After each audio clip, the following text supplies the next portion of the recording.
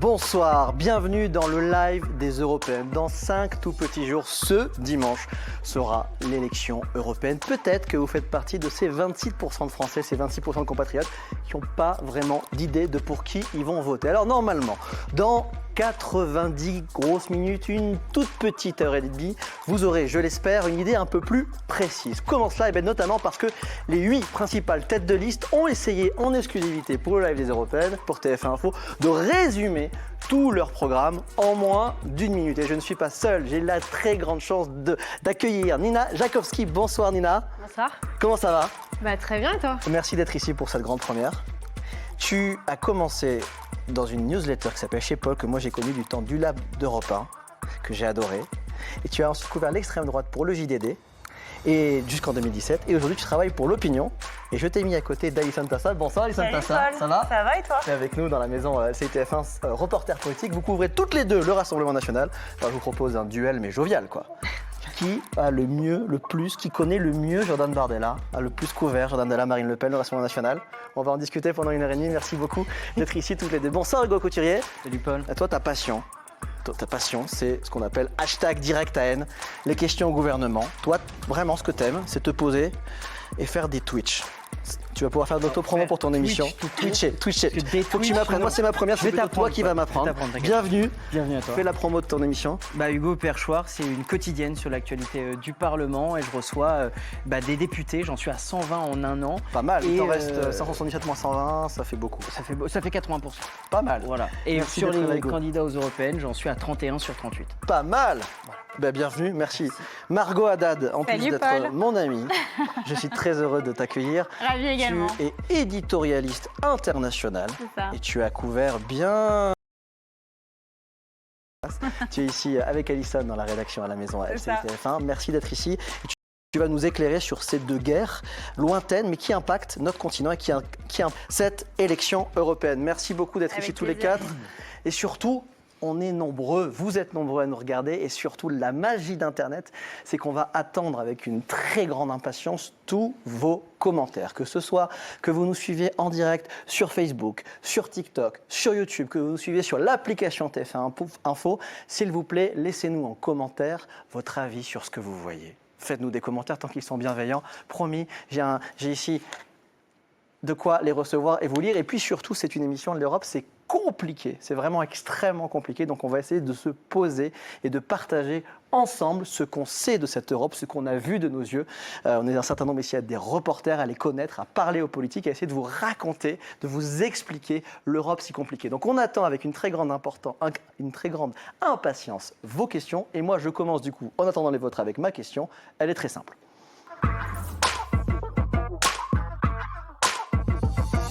Les jeunes. Où sont les jeunes? Plutôt qu'un long développement, j'ai demandé à un expert, à Frédéric Dabi, de répondre à cette question. Où sont les jeunes? Bonsoir Paul, live des Européennes. Vous me demandez où sont les jeunes? Vont-ils aller voter aux prochaines élections européennes du 9 juin? La réponse est malheureusement non. Les jeunes votent de moins en moins. Et là, ils sont quasiment 2/3 à ne pas vouloir aller voter le 9 juin. Et très clairement, il y a une logique d'inutilité du vote. À quoi bon voter? Et quand ces jeunes votent, clairement, ils votent pour le Rassemblement National. La liste de Jordan Bardella obtient 32%. Elle fait 15 points de plus que la liste de Manon Aubry des Insoumis. C'est une nouveauté. En 2022, les jeunes avaient voté surtout Jean-Luc Mélenchon. En 2019, aux dernières élections européennes, ils avaient voté pour la liste écolo, pour Yannick Jadot. Là, clairement, les choses changent. On a un Bardella attrape-tout qui est fort dans toutes les catégories. Notons que la liste de Renaissance, celle du président, qui a pourtant beaucoup utilisé la jeunesse, les réseaux sociaux, n'obtiendrait que 6%. Salut! Salut Frédéric, merci pour cet éclairage. Et vous, est-ce que vous allez voter dimanche? Si oui, est-ce que vous avez déjà une petite idée de pour qui ou une nette idée de pour qui vous allez voter? Quels sont les sujets que vous aimeriez que les politiques abordent ou que nous abordions ce soir? Moi, le sujet qui me paraît énorme, c'est cette donnée. La dernière fois, il y a eu une légère augmentation, mais quand même, un Français sur deux n'a pas voté. Et pour cette élection-là de dimanche, 3/4 des jeunes ne vont pas voter. Qui se lance? Honneur aux dames. Alison, tu as parlé à beaucoup d'abstentionnistes. Raconte-nous. Oui, beaucoup de jeunes qui, en réalité, moi, ça m'a choquée presque, c'est-à-dire qu'ils pratiquent la démocratie en solitaire. C'est-à-dire qu'en fait, ils se renseignent sur la politique via leur téléphone portable. Alors, ça passe énormément par TikTok, on en parlera, Ouais. mais il n'y a plus du tout d'accompagnement. En réalité, la politique, moi, je me souviens, je vais prendre mon exemple personnel, je ne sais pas si c'était le cas chez vous, mais moi, je parlais de politique avec mes parents, il y avait la télé allumée, il y avait un sujet politique, et puis il y avait une sorte d'accompagnement aussi à l'école, alors un peu moins avec les copains, mais ceux que j'ai pu croiser, en fait, ils discutent pas du tout de politique entre eux. Même, par exemple, je suis allée dans un IUT. Dans l'IUT, la politique, personne ne savait ce que son copain votait. Et ça m'a vachement frappée parce que je me suis dit qu'en réalité, c'était plus la chose publique, la politique. On a l'habitude de dire ça. Il n'y a plus trop ce système d'agora. Alors, il y a encore de l'engagement chez les jeunes, et on le verra notamment dans certains partis. Bien sûr. Mais il y a presque, ça les dépasse. En tout cas, alors il y a une explication aussi, c'est que maintenant, pour faire bouger les choses, ça passe plus forcément par la politique, ça passe aussi par l'associatif, par des marches, par des pétitions, par des regroupements. Et il y a presque un côté devenu inutile, en tout cas pas représentatif de la politique pour ces jeunes. Hugo, est-ce que quand tu fais des Twitch, tout le monde se casse?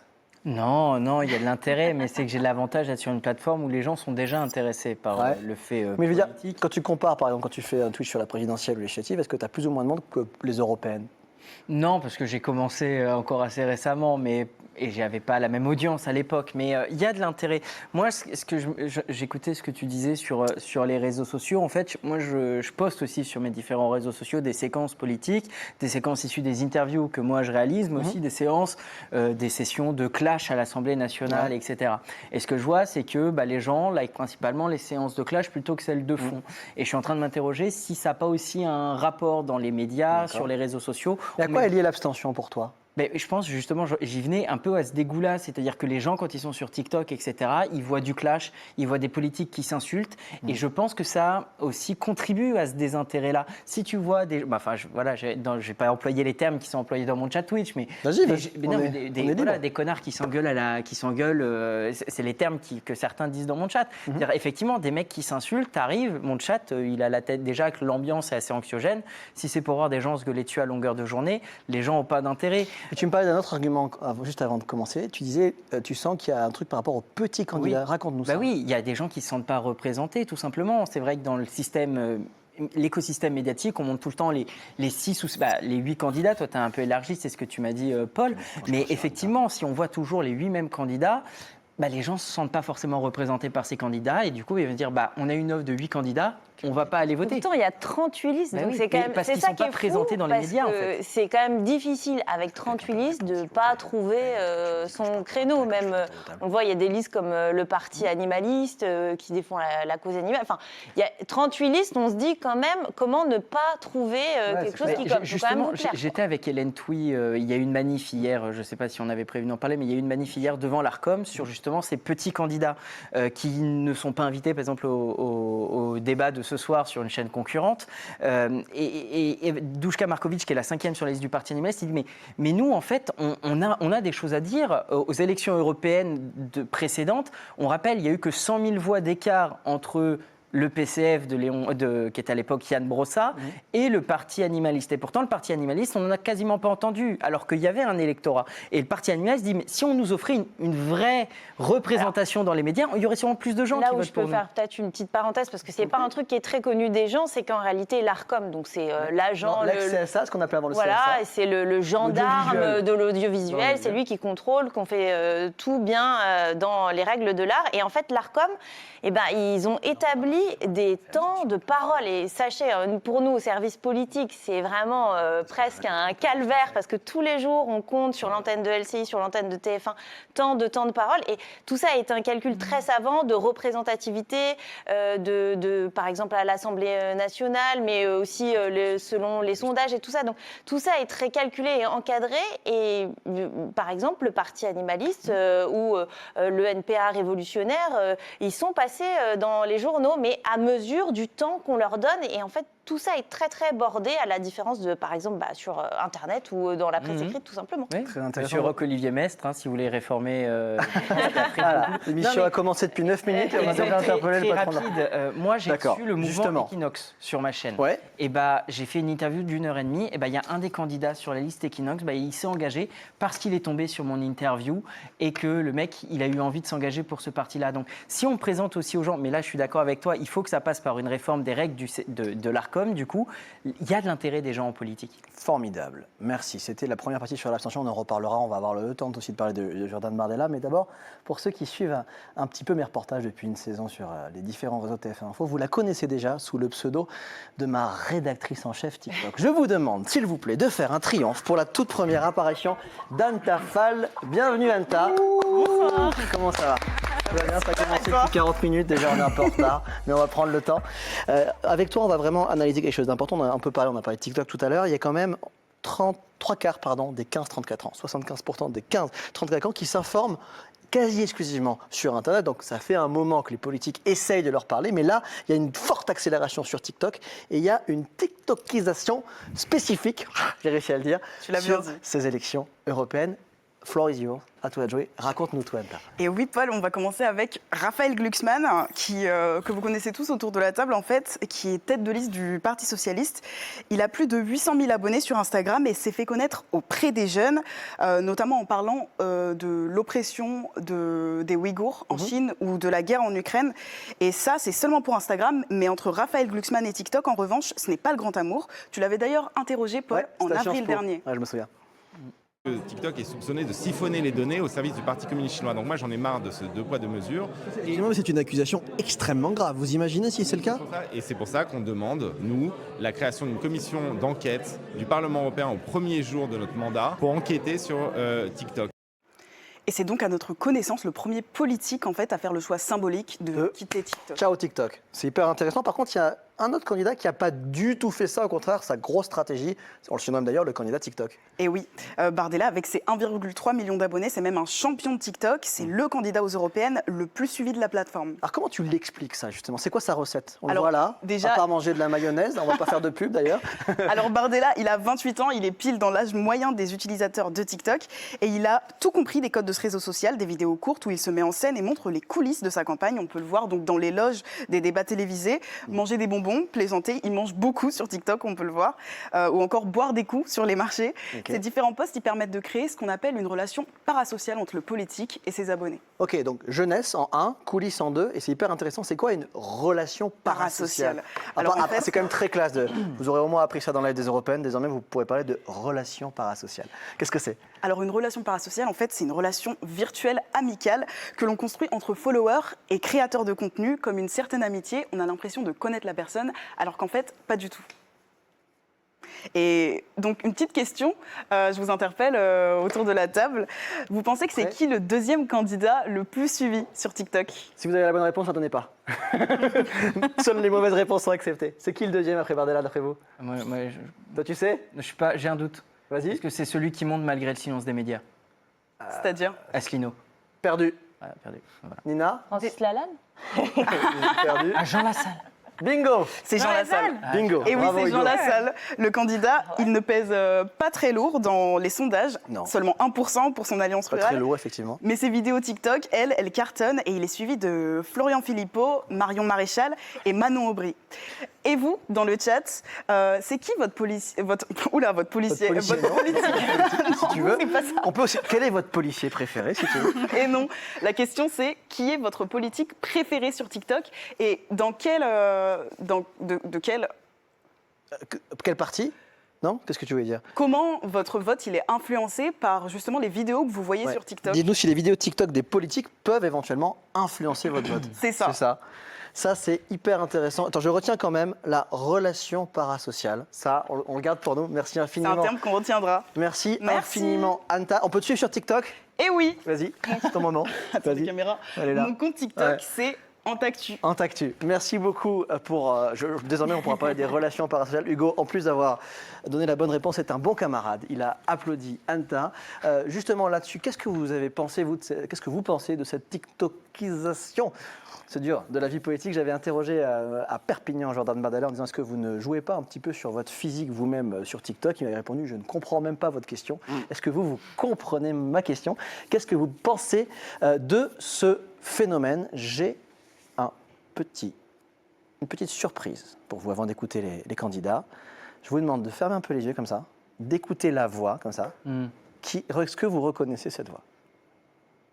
Salut tout le monde. Alors, je vous retrouve aujourd'hui pour une vidéo un petit peu particulière. On va pas parler du gameplay, on va pas parler du Call of Duty. La communauté, les mecs campent, les mecs ne prennent pas de risque, prennent le risque zéro, c'est-à-dire ils se mettent derrière un mur et ils vous attendent. Là, vous voyez que ça commence déjà à m'énerver. FMG9 Akimbo, ils sont toujours aussi puissants, aussi dévastateurs.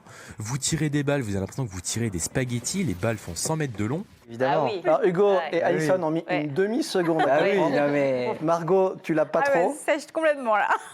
c'est... C'est un Nina, c'est Ouais. Bardella. Premier ministre. C'est Bardella. Racontez-nous cette histoire. Raconte-nous, Nina. De ce que j'ai compris, on a retrouvé la trace de sa chaîne YouTube. Tout à fait. De Jordan l'époque où il jouait à- 93-20. Ouais, Ah, de la l'époque où il jouait à fameuse Call histoire of de Duty. Call of Duty. Exactement. J'avais pas fait le lien. C'est un article du Monde que je vous recommande et donc c'est Génial. grâce à eux qu'on a eu envie de vous faire écouter ce Jordan Bardella. Nina, vous l'avez beaucoup suivi, ce Jordan Bardella qui est pour le moment, même pas pour le moment, qui est le grand favori. Qu'est-ce qu'il faut qu'on sache de lui qu'on n'a pas encore entendu à la télé et que vous allez entendre en exclusivité sur le live des Européennes ce soir sans Au mettre la moins. pression? Au moins. Balance un scoop. Bah non, mais c'est sûr que sur sa stratégie TikTok, il sait exactement ce qu'il fait. Il a plus de 1 million d'abonnés. Il dit parfois que finalement, il peut concurrencer le JT de TF1 avec chacune de ses vidéos compilées. Donc, il sait exactement ce qu'il fait. Ils ont calculé dans son équipe que les moments coulisses marchaient mieux que les moments débat. Ouais, c'est ce que nous disait Anta. Voilà, Coulisses c'est à ça. fond. Et donc, il faut jouer à fond là-dessus. Et après, pour l'avoir suivi, encore le week-end dernier, j'étais à la foire de la Farled dans le Var. Ouais. C'était un de ses derniers déplacements de campagne. Oui. Et c'était vraiment une cohue énorme. Tous les jeunes qui se présentent face à lui. Les Est-ce qu'ils filles connaissent comme leur les garçons qui programme? disent, je t'aime. Pardon de te couper. Donc on sent la Bardella mania. Est-ce que tu penses qu'ils connaissent leurs idées? Ou ils le trouvent beau gosse sur TikTok? Ou c'est les deux? Comment tu sens les gens, toi, qui les vois sous tes yeux? Eh bien, c'est vrai qu'ils ne connaissent pas forcément toutes ces idées, mais ce qui ressort beaucoup, c'est la thématique de l'immigration. Ils disent souvent il est là pour défendre la France et les Français. Et y compris notamment, j'ai assisté à des scènes un petit peu où on disait effectivement il va nous défendre nous et on m'a quand même cité la mesure de on va s'en prendre aux parents d'enfants qui ont commis des actes de délinquance. Donc ça, c'est quelque chose qui est revenu quand même souvent. Donc ils connaissent au moins, pour ceux que j'ai rencontrés, cette mesure. Alors, Erwan sur Facebook nous dit certaines vidéos, je pense, peuvent influencer car elles sont montées avec seulement les moments les plus importants. Parfois, c'est même un peu étrange car ce n'est pas la totalité du débat. N'est-ce pas tromper un peu? C'est intéressant, ça, c'est une mise en scène. C'est la différence entre le journalisme et la communication. C'est pour ça que les journalistes sont indispensables et c'est là où il y a peut-être un manque chez certains jeunes. C'est-à-dire que le politique, il va montrer ce qu'il a envie de montrer sur ses réseaux sociaux. Et évidemment, alors j'ai un exemple personnel et très récent. J'étais avec Marine Le Pen sur un marché à Lillers il y a 1 semaine et demie, 2 semaines. Et elle a été accueillie, alors certes, ils n'étaient pas très nombreux, mais par des militants qui étaient vraiment contre le Rassemblement national. C'était très tendu, qui disaient RN, donc H-A-I-N-E, qui vraiment étaient contre Marine Le Pen. Donc nous, on a relayé ça sur l'antenne de LCI, par exemple. Et ensuite, Marine Le Pen, elle a fait une super vidéo hyper léchée sur ses réseaux sociaux. Et évidemment, on ne voyait pas du tout ça. On la voyait au contraire embrasser un petit chiot tout mignon, des bébés, des enfants et tout ça, comme si tout s'était super bien passé, alors que quand même, elle a dû contourner notamment un petit camion. Elle n'a pas pu faire son marché, sa déambulation sur le marché comme elle avait prévu de le faire. C'est comme depuis quelques temps, tu remarqueras que dans les meetings, maintenant, c'est images fournies par le candidat et c'est plus les images parce que comme ça, quand il y a eu le meeting d'Éric Zemmour en 2021 où il y a eu plusieurs manifestants d'extrême droite qui ont cogné des militants de gauche, avec les images fournies par le candidat, on ne voyait pas. Donc évidemment, ils contrôlent leur communication. Tu vois, moi, désormais. j'ai connu ça quand j'étais en poste aux États-Unis. Ça a commencé avec Barack Obama. Barack Obama, certains meetings, eh bien, la presse de la Maison-Blanche ne pouvait plus y avoir accès. Et on avait ces vidéos de coulisses, justement, dont on parlait à l'instant, où on le voyait faire une petite danse dans une soirée à la Maison-Blanche. Et tout ça a fait un buzz total, notamment sur Facebook à l'époque, puisque c'était les années Obama. Et ça, les candidats, même dans d'autres pays, ça vient exactement de ça, c'est-à-dire de cette ère Obama où on voyait les moments de danse, les moments un peu rigolards qui plaisaient à la population et qui pouvaient faire du buzz. Et donc ça, on s'en inspire dans d'autres pays européens à l'heure actuelle également.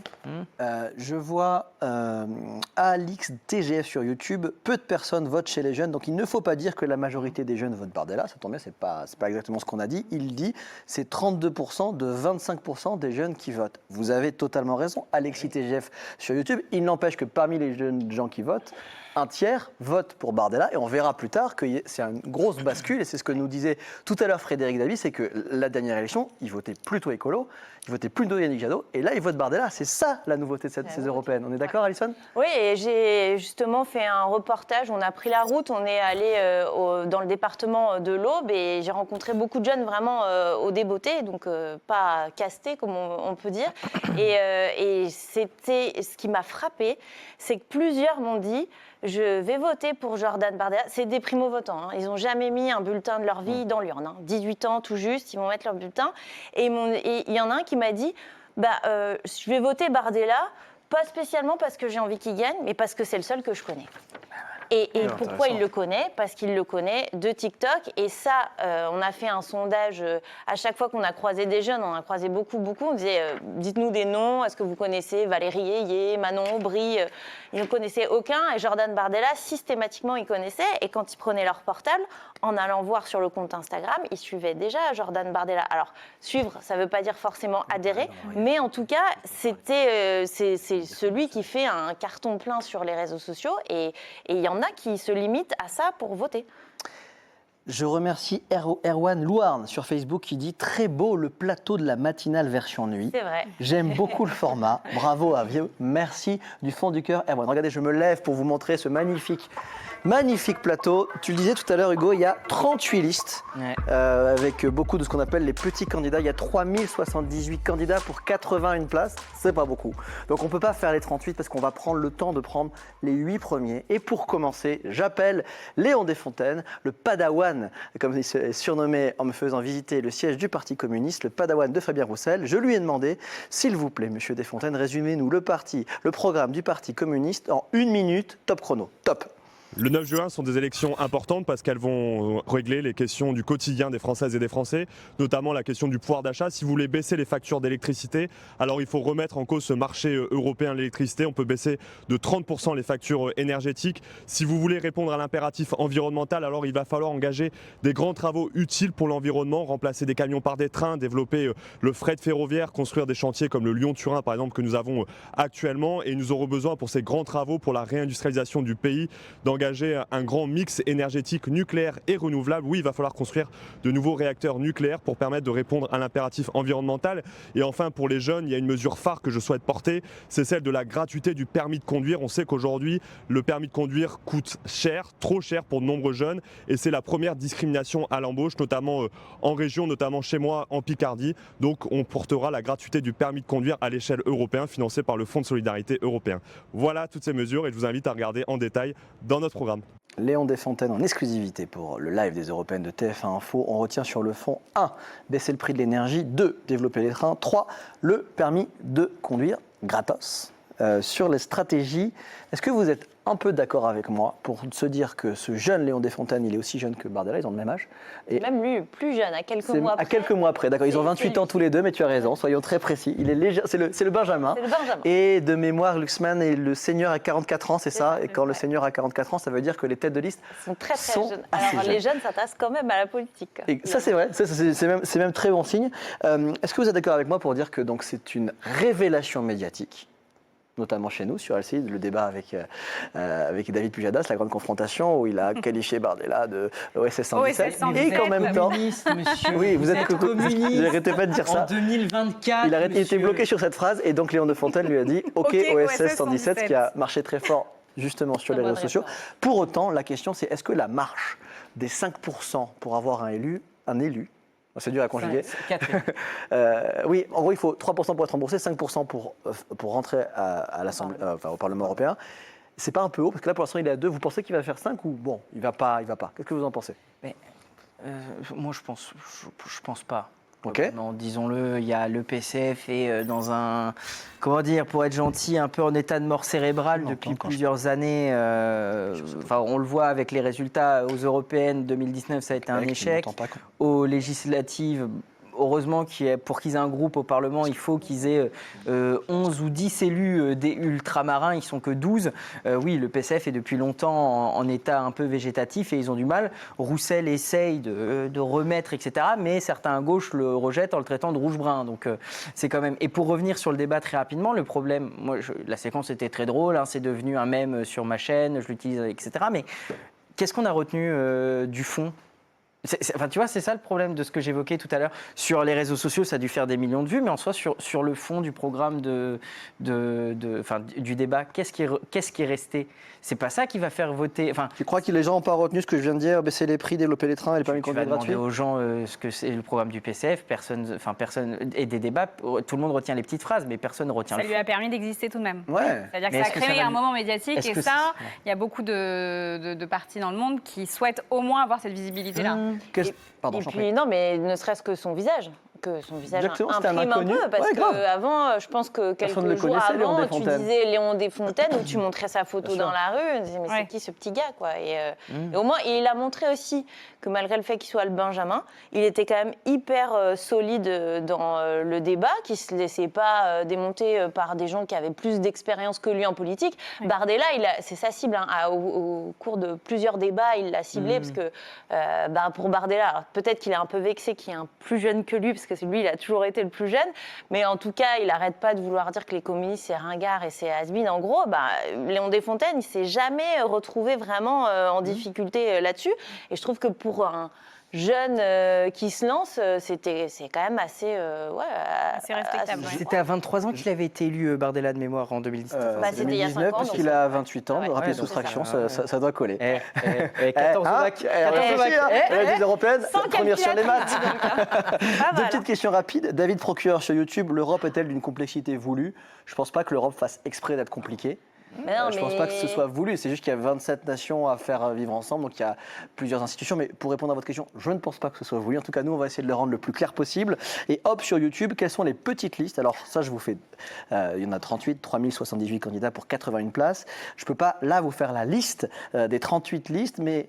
Par contre, je peux vous envoyer au travail d'Hugo, qui les a quasi tous interviewés. Et évidemment, sur le site de TF1 Info, vous trouverez la liste exhaustive avec les têtes de liste, les partis, leurs principales idées. Donc, Internet est fait pour ça. Donc, allez sur le site de TF1. Peut-être même que vous nous regardez en direct sur TF1 Info. Et je vous remercie pour ça. Est-ce qu'on a fini sur le jeune communiste? Est-ce qu'on peut passer à l'écologiste? Ou est-ce que quelqu'un a quelque chose à rajouter sur Léon Desfontaines? Non. Ça m'arrangerait que tu dises non? Non. Non, merci. On va donc écouter Marie Toussaint, l'écologiste, même exercice. Résumez-moi votre programme en 1 minute, top chrono. Le 9 juin, je vous invite à voter pour la liste des écologistes. Aujourd'hui, tous les partis politiques européens laissent l'écologie de côté ou s'en prennent aux politiques de protection du climat, de la biodiversité, promeuvent les produits toxiques et les pesticides qui abîment votre santé. Alors si vous voulez reprendre les entreprises des fossiles en main à travers un fonds européen de souveraineté, si vous voulez que nous produisions nous-mêmes les médicaments essentiels et génériques dont nous avons besoin avec un service public européen du médicament, si vous voulez une TVA verte et circulaire qui permettent de rendre moins cher les couches sans produits toxiques, les jeans faits en Europe ou encore le fait de réparer votre machine à laver. Si vous voulez un droit de veto social pour garantir la justice sociale et la lutte contre la pauvreté sur l'ensemble du continent européen, et si vous voulez inscrire le droit à l'IVG dans la Charte des droits fondamentaux, alors le 9 juin, c'est avec la liste des écologistes. Merci Marie Toussaint d'avoir, comme toutes les têtes de liste, donné en exclusivité une petite synthèse de son programme sur le fonds. 1, fonds européen de souveraineté. 2, TVA verte et circulaire avec un petit point couche bio qui parleront aux jeunes parents. Et 3, droit de veto social, c'est pour le fonds. On va parler un peu aussi de sa stratégie. On parlera tout à l'heure, il y a toute une partie sur l'écologie et le grand oubli. Moi, je parle vraiment de Marie Toussaint. Qu'est-ce qui s'est passé en 5 ans entre Yannick Jadot en 2019 qui fait 13,48% des voix et elle qui, dans notre dernier sondage maison LCI, ce qu'on appelle un rolling, c'est-à-dire un sondage tous les jours, est plutôt autour de 6. 5,5 aujourd'hui. Ouais. D'accord, j'ai été sympa, tu vois, j'ai arrondi. Ouais, mais on n'est pas loin de la barrière. Entre la marge 6 c'est hier. Et aujourd'hui, elle a perdu 0,5. Voilà. Et ce qui la rapproche dangereusement de la barrière fatidique. Qu'elle a déjà passé avec la marge d'erreur. Voilà, avec une marge d'erreur de 1,7 de mémoire, c'est ça la marge d'erreur 1500, c'est un 4,31, donc on doit être autour de 1,4. Donc ça veut dire que si la marge d'erreur est négative, elle est à 4. Elle est, on va dire, sur un siège éjectable pour parler gentiment. Qu'est-ce qui s'est passé, Nina? Déjà, tout n'est pas de sa faute. On l'a dit, on n'a pas beaucoup parlé d'écologie pendant la campagne. Quasiment 3% de toute la campagne, toute la campagne médiatique finalement. Et après, c'est sûr qu'elle n'est pas très connue. On parlait de Léon Desfontaines qui a réussi à percer grâce à des petits coups médiatiques. Elle n'a pas du tout été offensive de cette façon-là. Et enfin, finalement, à qui elle s'adresse aujourd'hui? On ne sait pas vraiment. C'est un peu aussi le sujet. On ne sait pas si elle veut parler aux bobos, aux classes populaires, aux écolos purs, aux écolos plus durs, aux écolos plus mous. On ne sait pas. Ce qui a toujours en réalité été le grand problème des écolos finalement, c'est de se mettre d'accord sur une ligne et un visage commun. Soit ils prenaient un visage très fort, mais du coup qui finalement créait une division en interne parce que si c'est une vision commune, du coup elle n'était pas assez radicale pour certains. Et puis parfois l'image est moins forte, plus rassembleuse, mais au final, pareil, la ligne. En gros, la ligne directrice, elle est plus floue, quoi. Donc, c'est dur pour elle parce qu'en plus, en fait, elle a une manière de parler d'écologie qui est assez écologie positive, qui pourrait. Oui, ça, je me permets de t'interrompre une fraction de seconde, justement parce que on dit toujours écologie punitive et elle se bat contre ça. Et dans les débats, on l'a vu, c'était plutôt une écologie pour dire regardez, on est encore possible de faire des choses. Et en fait, ça rebondissait pas du tout dans les débats. Elle disait ça et bam, ça passait à autre chose et ça n'existait pas. Mais parce qu'il y a aussi une partie le fonds de souveraineté européen qu'elle met en avant. Beaucoup de députés européens ces dernières années ont dit que c'était potentiellement une coquille vide, que ça n'allait pas aller bien loin, puisqu'il fallait aussi privilégier la stabilité du marché intérieur. Et là, on est dans des situations, malheureusement, sur le prix de l'énergie qui passe avant l'écologie. Et donc, ça a créé. Il y a plein de thèmes prioritaires avant l'écologie. On a les enjeux internationaux dont on va parler et également le prix de l'énergie qui font surface. Encore une fois, on parlera du thème écologie, ce sera le 4e gros thème de l'émission. Mais sur Marie Toussaint. Oui, mais très rapidement, je voyais dans le chat, et c'est un truc que j'évoque souvent en live, c'est la fameuse malédiction des années en 4. Je ne sais pas si tu as déjà entendu parler de ça. Tu en as entendu parler aussi? Non, vas-y, raconte. En fait, depuis plus de 30, voire 40 ans, les années en 4, les écologistes se prennent une branlée, et les années en 9, ils font un très bon score. Vous pouvez aller voir sur Wikipédia les différents résultats des écologistes, c'est vraiment frappant. Les années en 9, ils font un score surprise comme en 2019, et les années en 4, ils font vraiment un score. Certains disent c'est les conséquences, ils ont été la surprise la précédente élection, on a vu que les résultats n'avaient pas été au niveau, ça a pu baisser. Enfin voilà, et cette vague, tu l'observes vraiment, et là on a l'exemple, ils se prennent les années en 4, on apprend plein de trucs dans cette émission. Alors, on a sur TikTok, merci aux gens qui nous regardent en direct sur TikTok, Oshkaneki, c'est écrit avec un X mais que je prononce comme chez moi à la basque, Oshkaneki sur TikTok qui nous dit « Marie Toussaint veut fermer le nucléaire, qui peut voter pour ça ?» Alors, il me semble que c'est un peu caricatural. Je ne pense pas non seulement qu'elle veuille, ni qu'elle puisse réellement fermer le nucléaire, parce qu'il y a quand même des parcs nucléaires, ça met du temps à fermer. En revanche, effectivement, elle a une polémique, n'importe quoi, excusez-moi, lapsus non révélateur, une politique, effectivement, de réduction du nucléaire. Qui veut réagir là-dessus sur l'argument nucléaire? Après, ça peut être des commentaires qu'on partage. Merci, Oshkaneki.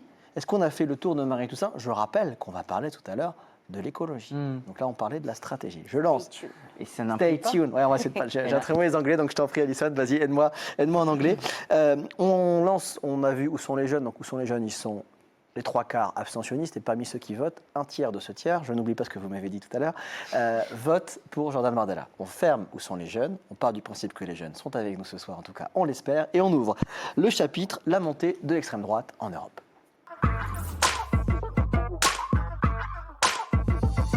Ils sont là, les jeunes. Ils sont là, les jeunes. Ils sont là. C'est ça, on Bah, a 25, posé la hein. première question. Vas-y. C'est quoi un jeune? C'est Jusqu'à quoi quel un âge jeune on est jeune? Ok, alors...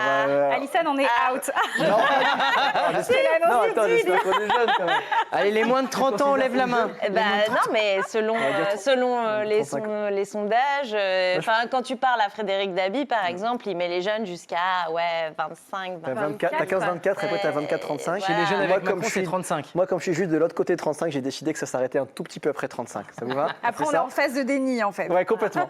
Moi, je suis encore à 25, laissez-moi. J'ai encore 3 mois avec le tarif. Je suis 26. Profite-en. Laissez-moi tranquille. Justement, je reprends le train pour continuer le train de cette émission.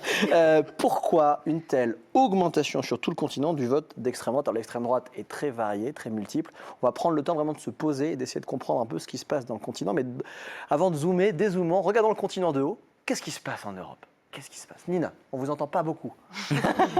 Je suis là. Je suis suspendu à tes lèvres. Bah effectivement, là, on s'attend à une énorme poussée populiste, notamment d'extrême droite partout en Europe. Pourquoi Là-dessus, on peut noter notamment 3 raisons. Il y a une grosse défiance envers tout ce qui est institutions européennes, mais aussi nationales. Ensuite, il y a la question de la situation sociale, le pouvoir d'achat, les inégalités qui augmentent. Et enfin, le rejet de l'immigration. Donc, ce n'est pas une typologie qui vient de moi, ça vient de l'historien Marc Lazare qui étudie beaucoup tout ça.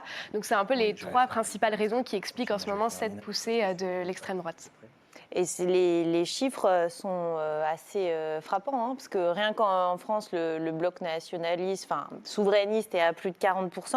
Mais là, si on reprend un peu, j'ai vu une dépêche qui disait que les sondages anticipaient des chiffres. Donc en gros, avant, ça représentait 20%, ça pourrait passer à 20%. Donc ça veut dire quand même un quart des partis d'extrême droite. Avant 20% maintenant? Les partis d'extrême droite représentaient 20%. Oui. Sur le précédent scrutin, là, ça pourrait passer à 25% des 25. sièges. D'accord, de 20 à 25. De 20 à 25, donc ça représente quand même, là, actuellement, les 2 groupes qui sont les plus, on va dire, conservateurs, ils sont en 5e et 6e position. Après, il va y avoir une énorme recomposition après les européennes, puisque on l'a vu, notamment le groupe dans lequel était le Rassemblement national, le groupe ID, ils sont avec l'AFD. Oh là là, regarde, j'ai l'impression qu'on a préparé un truc sur l'iPad, pile pour quand tu vas raconter ça. Il y a des effets spéciaux dans cette émission. Incroyable. Alors, ce camembert n'est pas un camembert. Voici le futur Parlement européen selon les derniers sondages. Je ne sais pas si vous le voyez, vous allez le voir normalement en direct. En nombre de sièges, formidable. Je vais légèrement zoomer, vous êtes prêts? Effets spéciaux de l'extrême. Voilà ce dont tu parlais. Eh ouais, attends. À droite, tu parlais CRE souverainiste et extrême droite ID, d'accord? Donc c'est ça dont tu parlais. C'est les 2 groupes, les creux et les ID. Le Rassemblement national et avec là, ID. Ils sont loin d'être majoritaires. Et en fait, on va voir comment ça va se recomposer. Parce qu'en fait, il y en a qui appartenaient à ID et d'autres à Creux. CRE. Ça va, il y a 2 écoles. Là, on dit Creux et là, on dit CRE, d'accord? Tout le monde est toléré dans cette émission. Et en fait, on va voir comment ça se recompose. Pourquoi ils ne sont pas ensemble, les Creux et les ID? Mais il y en a même qui ne sont même pas, par exemple, le parti de Viktor Orban, il n'est même pas dans ces 2-là. Le Hongrois. Ouais. Voilà, donc, ils ne sont pas ensemble parce que, par exemple, en fait, ECR, donc Creux, comme vous voulez, c'est pro-Ukraine, très atlantiste et aussi très conservateur sur toutes les questions sociétales, LGBT, mariage pour tous, etc. Le groupe ID, lui, n'est pas du tout dans cette même idéologie. Eux, ils sont souvent qualifiés de pro-russes, en fait. Et ils sont extrêmement isolés sur la scène européenne. Et c'est le groupe auquel appartient aujourd'hui Jordan Bardella. Et ils sont vraiment extrêmement isolés. Et c'est ça qu'il faut retenir aussi. Donc ils ne peuvent pas fusionner. Et qu'il y a un vrai barrage surtout. Aussi, il y a un cordon sanitaire, ce qui fait qu'en fait, eux, ils ne peuvent pas avoir beaucoup de missions au niveau européen. Un cordon sanitaire, mais Ursula von der Leyen, la présidente de la Commission, elle va quand même avoir besoin de Mélanie si elle veut se maintenir. Non, mais elle est dans le CRE. Oui. Donc Mais là, on parle du cordon sanitaire avec idée. Oui, Avec idée. Avec idée de D'accord. genre Bardella. ça est très compliqué. Non, non, mais allons-y, prenons le temps. Et prenons le d'ailleurs, temps. Parce que c'est primordial. Ouais, parce bien sûr. que Marine Le Pen, elle l'a bien compris, elle a appelé à la formation d'un grand groupe souverainiste. Exactement. Sauf que Giorgia C'était- Meloni, elle prenons lui le a temps, dit ouais. Non. Justement, Non, c'était non, non. c'était exactement ça le sens de ma question, parce que c'est ce que veut Marine Le Pen, mais ça ne se fait pas pour les raisons que vous venez d'évoquer. C'est-à-dire que sur le fond, Sur ils le sont fond, il y a des d'accord vraies sur divergences. pas grand-chose. Oui, bien sûr. Parce que Ouais, ce et qui est puis, important. Giorgia Meloni a changé de sa position également, Ouais. il faut savoir. Vas-y, C'est-à-dire vas-y, qu'elle est raconte. partie elle est partie avec un programme, et par exemple, sur la ligne de l'immigration, elle a complètement changé de bord, puisqu'elle a dit que finalement, les immigrés devaient rester sur le territoire italien pour travailler dans les usines, parce que justement, il n'y avait pas assez de personnes pour travailler dans ces usines-là et pour augmenter justement et faire Alors, en sorte que l'économie italienne se porte bien. On parle de Mélanie, l'italienne. Ouais. Je retourne dans mon iPad, effets spéciaux. Oh là là, on dirait la page de Nina Jakowski sur le site de l'Opinion. Il y a des super articles, je vous recommande son travail. Regardez, je descends, et tu as écrit, regarde, tac, je clique là. Le RN rompt avec ses alliés allemands de l'AfD après une nouvelle polémique sur les SS. Bah oui. Je vais zoomer sur ce monsieur, Maximilien Kra. Je ne sais pas si c'est toi qui as choisi cette photo, on peut en parler aussi. Raconte-nous l'histoire de ce monsieur.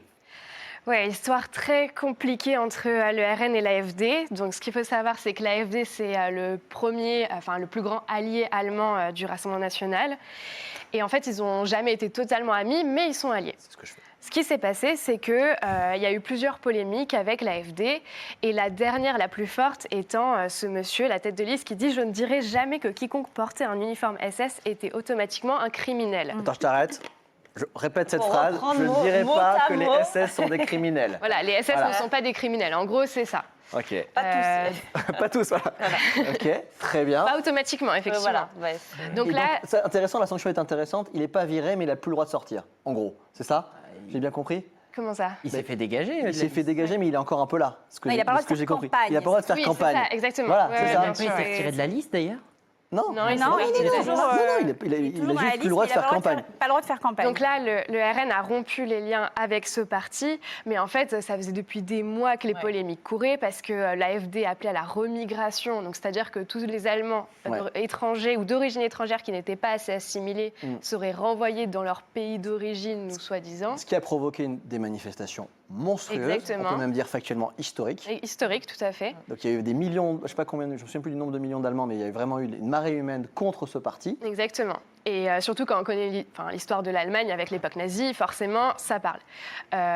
Et il y a eu même d'autres polémiques, il y a eu des scandales d'espionnage chinois et russe dans ce parti. Enfin bref, tout ça a mis très longtemps. Le RN a fini par rompre les liens. Mais on voit que le RN met quand même longtemps à rompre ces liens. Là, c'était un cas d'urgence extrême. Okay. Et là, il faut retenir aussi que, par exemple, en ce moment, celui qui fait un peu parler de lui, c'est le général Roberto Vanacci. Ouais. Qui est donc un candidat de la Ligue. Donc la Ligue, c'est un autre allié du Rassemblement national au Parlement européen.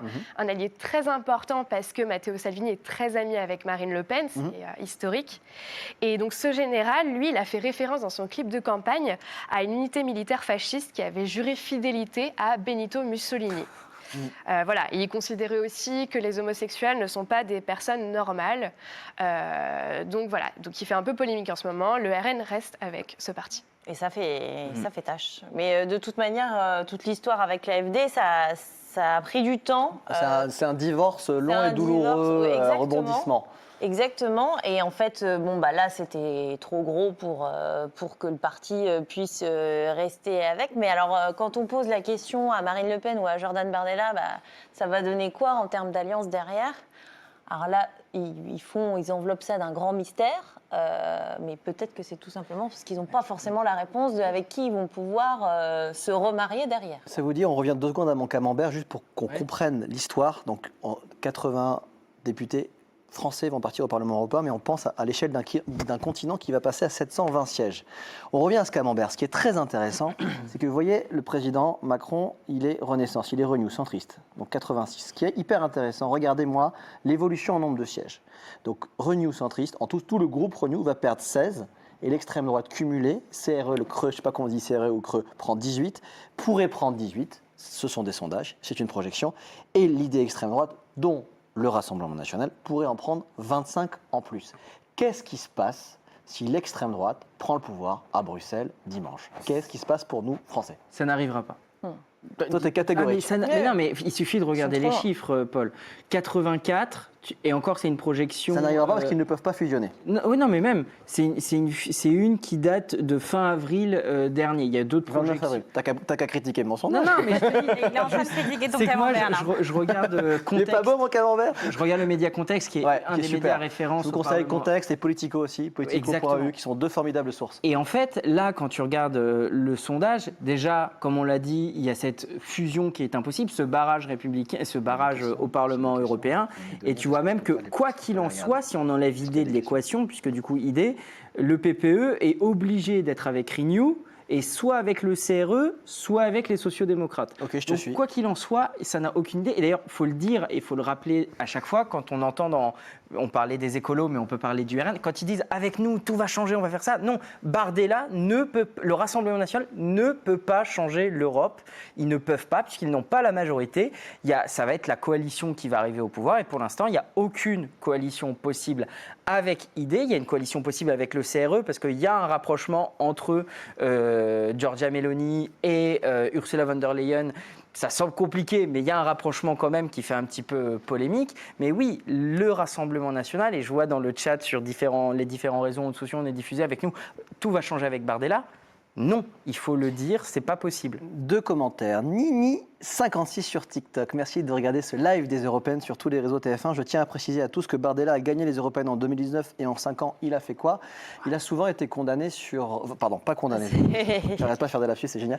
Il a souvent été critiqué sur le fait qu'il était présent en plénière, mais qu'il a fait quasi aucun rapport. Déjà, il s'est mis dans une commission, c'est la commission pétition, qui a un surnom, c'est la commission des planqués. En gros, c'est la commission que tu prends si tu veux pas trop bosser, parce que c'est la commission qui reçoit les pétitions de tous les Européens. Donc bon, tu regardes et il n'y a rien qui puisse être mis dans un texte et porté dans l'hémicycle. Donc bon, déjà, ça limite un peu les trucs. Et puis, alors, attends, il faut que je recherche mes chiffres, mais il a déposé que lui, 21 amendements. Non, c'est ça. Alors que, alors j'ai plus les chiffres exacts en tête, mais François-Xavier Mélanie, c'est 1200. Aubry, elle dépasse les 3000, je crois que c'est 3002, quelque chose comme ça. Enfin, en tout cas, le différentiel entre les deux est quand même incroyable. On parle pas du simple au double, là c'est puissance 10, voire puissance 100. Mais le problème, c'est que les Français s'en foutent. Tu crois? En tout cas, sa plume, j'arrive plus à parler ce soir, ça glisse un peu sur lui comme sur les plumes d'un canard. J'ai l'impression que toutes ces critiques, il en joue, il en parle. Enfin, c'est pas un argument qui porte. Il met en avant sa présence dans l'hémicycle. Ouais, sauf qu'en réalité, en plénière, sauf que bon, quand tu es député européen, si t'es pas trop là, après on te sucre un peu de bise. Mais alors, attendez, juste pardon. Canard, c'est Saturnin pour toi, Bardella? Ah, c'est pas mal. Attends, je vais juste lire une dissertation, c'est même pas un commentaire, mais qui est hyper intéressant, de Stéphane Keldan sur YouTube. Tu le connais? Ah bah, c'est ta mon modérateur, c'est mon modérateur. C'est ton modérateur. Qui est de Boulogne en plus. Ah bah c'est super, voilà. C'est génial. On est à domicile là. Alors laisse-moi lire son com, s'il te plaît. Après, les calculs des groupes sont soumis à la composition des groupes pendant les élections. L'exemple Reconquête et Orban ne sont pas encore acceptés dans ECR et l'AFD, risquent de se faire dégager. Autre exemple, les Verts font liste à part en France, pas sûr qu'ils soient encore dans le même groupe post-élection. Ton modérateur est très pointu et il me semble avoir raison. On est d'accord avec ça? Il y a la même chose en Hongrie. Il y a la même chose chez Orban, chez Viktor Orban. Dans le parti Fidesz, il y a un membre qui a décidé de quitter le parti et d'essayer de montrer sa propre coalition. Donc on est dans une situation un peu similaire en Hongrie également. Merci Margot. OB sur YouTube, est-ce que les Verts vont être dans la coalition? Dans quelle coalition? Je sais pas. Je lis les commentaires d'OB sur YouTube. OB sur YouTube, à nous de vous poser la question. De quelle coalition parlez-vous, s'il vous plaît? Laissez-moi lire vos commentaires. Celle qui va être à la tête de l'UE, la prochaine coalition von der Leyen. Oui, parce que c'est là où tu as raison de dire, si l'extrême droite prend autant de députés que j'ai dit, ils ne peuvent pas prendre le pouvoir. Donc, ça veut dire qu'il y aura une coalition en face. Et donc, peut-être que la question, c'est est-ce que les Verts seront dans cette coalition? Je pense que je l'interprète comme ça, OB sur YouTube. Tout le monde va regarder les résultats dimanche soir, qui vont certes être intéressants au niveau national, mais en fait, ce qui va être super intéressant, c'est de regarder ensuite les jours qui suivent. Bien sûr. Comment ça va se recomposer, parce qu'au-delà des scores individuels, évidemment, c'est ce que tu disais, personne ne peut rien faire s'il n'y a pas un groupe derrière lui. Et là, ça va être super intéressant. Margot, pardon, je t'en prie, Nina. Par contre, là où peut y avoir un impact de effectivement cette poussée de l'extrême droite, c'est qu'eux, ils disent qu'ils vont avoir une forme de minorité de blocage. Donc ça veut dire quoi? Ça veut dire qu'ils pourront être en capacité de bloquer des textes, notamment en votant comme une partie de la droite. Donc par exemple, si vous vous intéressez à l'écologie, les textes qui concernent l'environnement ne pourront plus passer si la droite et l'extrême droite votent contre. Donc, par exemple, le pacte vert qui a été voté très récemment, qui doit réduire à 55% l'émission de gaz à effet de serre d'ici 2030, ce genre de texte, demain, ne pourrait plus passer si les scores sont assez importants. Intéressant. Oshkaneki sur TikTok, des rapports qui n'auraient rien changé, à quoi bon déplacer des virgules? On entend souvent ça. À quoi ça sert l'Europe? Déplacer des virgules. Quand même. Tout de même, avec les enjeux internationaux, on ne peut pas dire que l'Europe sert à rien. Garde de la parole, s'il te plaît, Margot. Tu as été correspondante, notamment pour CNN. Je le dis moins bien que toi, mais tu as vraiment couvert, tu as vu de près Donald Trump. Il pourrait revenir au pouvoir. Et tu m'as dit une fois, quand on a discuté, ce qui se passe aux États-Unis arrive toujours en France. Oui. La montée du populisme surtout, et ce discours anti-establishment, c'est-à-dire contre les institutions, des Américains qui ne croient plus du tout aux institutions, même les plus hautes, comme la Cour suprême, qui est la plus haute institution aux États-Unis. Et dans le discours des militants trumpistes, puisque j'étais là-bas pour les primaires républicaines qui ont donné donc Donald Trump vainqueur, eh bien, il y a un discours qui fait surface et qui est de trouver une forme de démocratie alternative. Et c'est ce qu'on entend également dans des électeurs, en Europe également, qui voudraient voter contre plutôt que voter pour un programme. Et ça, c'est assez intéressant parce que ça se développe de plus en plus au niveau européen. Je vous rappelle que Margot, tout à l'heure, va nous éclairer sur l'impact des deux guerres, la guerre ukrainienne et ce qui se passe à Gaza, sur nos scrutins européens. Donc si vous avez des questions ou des commentaires, commencez déjà à les poser. Je me ferai un devoir de les répéter mot pour mot pour interroger Margot. Pour te relancer sur Trump, comment tu sens ce parallèle justement dont tu parlais? Qu'est-ce que ça pourrait donner exactement? C'est vrai que quand on voit les meetings de Trump, on a une personnalité avant d'avoir un réel programme. Et moi, ce qui m'a frappé quand j'étais sur le terrain dans le New Hampshire, c'est que les électeurs me disaient clairement, on vient voir un showman, on vient voir quelqu'un qui va nous faire rire. Et donc on en revient à ces politiciens qui sont sur TikTok, et c'est ce que je faisais comme parallèle tout à l'heure, avec justement ces petites scénettes qui vont sur les réseaux sociaux et qui font du buzz. Et bien souvent, maintenant, à l'heure actuelle, on avait le poste de télévision où on regardait les candidats s'exprimer, et bien maintenant il y a ces plateformes qui émergent de partout, et donc il y a la possibilité d'instrumentaliser ces plateformes, et donc d'en faire une forme de scène alternative, des meetings de candidats, pour pouvoir justement gagner en popularité. On l'a vu dans le classement tout à l'heure des personnalités les plus vues sur TikTok, ce n'est pas forcément 1,3 million pour Bardella qui vont gagner. Donc on avance. Dernière intervention, Alison. Oui, non, c'était juste pour faire un parallèle à l'étranger. Par exemple, l'AfD est aussi très présent sur TikTok, et ça fait en fait que c'est le parti préféré des jeunes des 14-29 ans à 22%. Donc c'est quand même c'est un phénomène qui n'est pas propre à la France. Et qui est européen. J'ai regardé 22% chez les 14 ans. Et j'ai regardé, et pareil, l'AfD, donc on a même parlé, le PVV aux Pays-Bas, Chega au Portugal, le Vas Bilang en Belgique. À chaque fois, ils sont très très nombreux à utiliser à fond les réseaux sociaux pour faire passer leurs idées. Ce qui me faisait aussi, ce qui m'a frappé tout à l'heure quand elle a montré les TikTok de Bardella, c'est ce qu'on se faisait comme réflexion tout à l'heure aussi avec Call of Duty. C'est-à-dire qu'en fait, pour Bardella, ou pour cette jeune génération en tout cas qui émerge, c'est facile TikTok parce qu'en fait, c'est naturel. Et il n'y a rien de pire que les réseaux sociaux quand c'est un truc forcé, quand vous ne maîtrisez pas les codes. Alors, ce n'est pas forcément une question d'âge non plus, mais c'est que lui, on le voit, il a toujours voulu être un peu exister sur Internet. C'est parti de Call of Duty. Digital native. C'est un mec de ma génération. Voilà.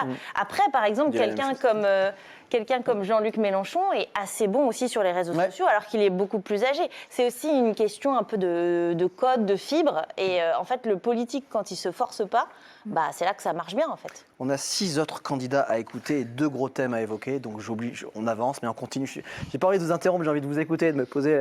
Mais je suis obligé. Minuit, Non, on va pas rester jusqu'à minuit, parce que j'ai promis 1h30 pour tout comprendre dans ce live européen. Vous avez vu tout à l'heure 2 candidats, on va vous en montrer les 8 têtes de liste. Et on va passer à la candidate d'Éric J'ai du mal à parler, je reprends. Je bois un De tout petit peu d'eau. Reconquête. Merci Alison. À la candidate d'Éric Zemmour, la candidate de Reconquête. On va écouter Marion Maréchal qui résume tout son programme en moins d'1 minute. Alors plutôt qu'un ensemble de mesures techniques, j'aimerais proposer une vision à la jeunesse européenne, celle qui refuse l'éco-anxiété et qui croit en l'homme plutôt qu'il ne le traite en parasite, et donc qui croit en le soutien à l'innovation, notamment pour répondre à tous nos grands défis écologiques, et puis surtout la fierté d'être des Européens, la fierté de leur civilisation, de leurs racines, en particulier de leurs racines chrétiennes évidemment, et puis la perspective d'une amélioration, bien sûr, et ne pas accepter que leur continent devienne simplement un continent d'explosion de l'insécurité, du narcotrafic et de la délinquance. Et donc pour cela, eh bien, il faut porter un autre projet européen qui est celui de la civilisation et de la protection. Soutien à l'innovation en 1, défendre l'identité européenne en 2, et 3, protéger l'Europe de l'insécurité, ça c'est sur le fond.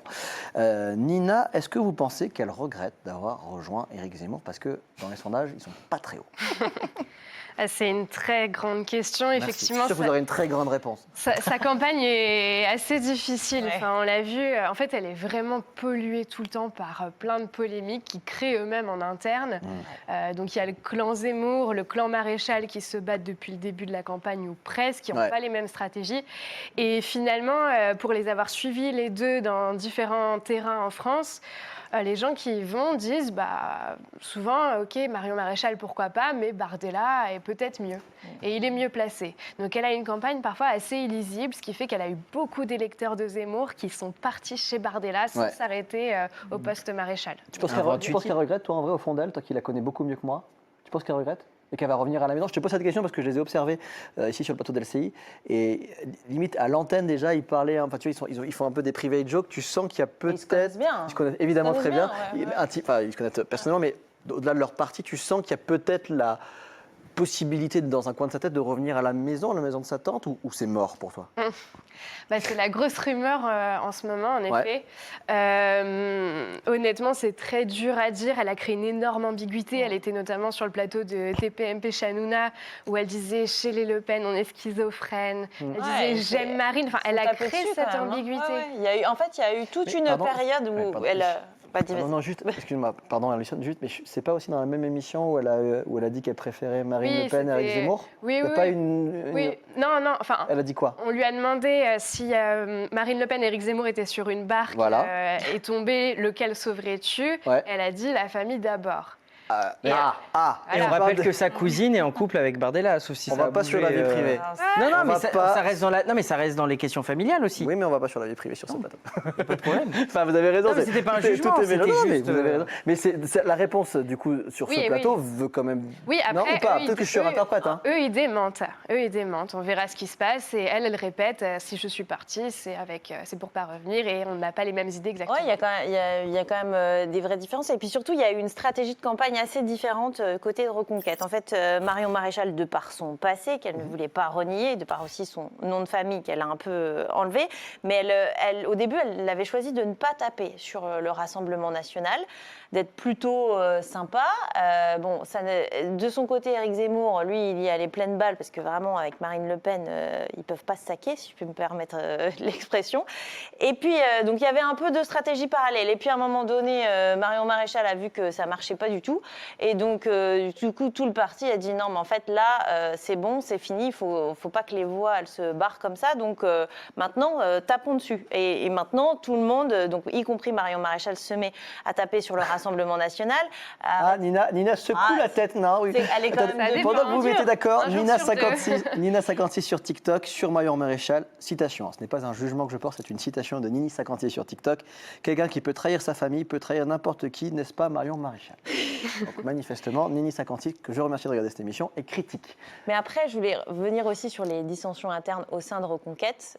C'est assez marrant parce que, je ne sais pas si vous savez, mais en numéro 3 de cette liste, il y a Sarah Knafo, qui est donc la compagne d'Éric Zemmour. Ça, c'est connu et c'est assumé. Et en fait, c'est assez marrant parce que donc elle s'est lancée et elle a voulu voir des journalistes. C'était un week-end et le lundi, elle a voulu voir des journalistes. Et en fait, c'était très organisé par son équipe.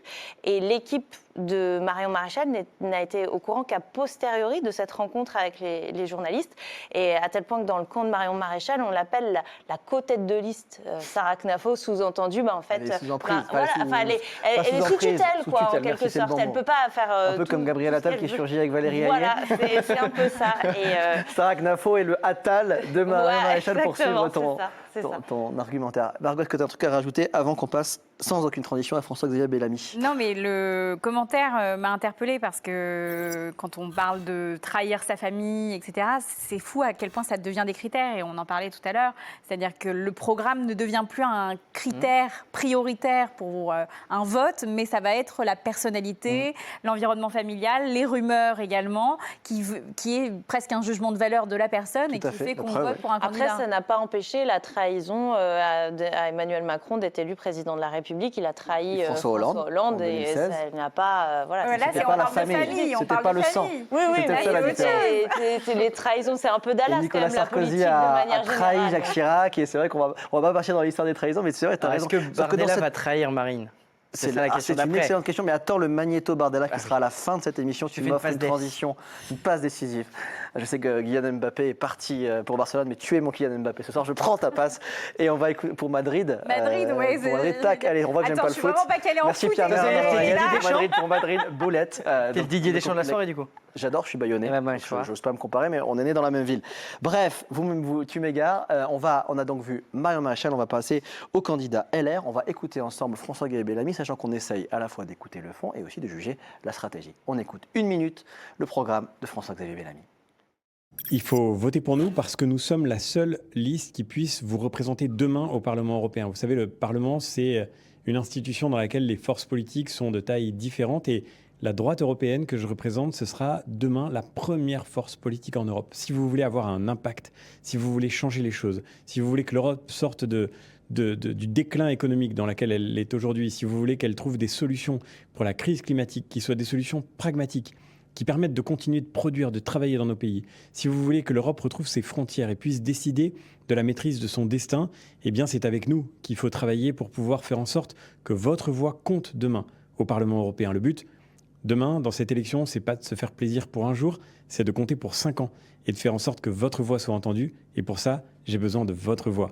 Alors je compte sur vous le 9 juin, venez voter, soutenez-nous, faisons en sorte qu'ensemble, la France puisse peser dans les débats européens qui se dessinent demain pour toute l'Union européenne.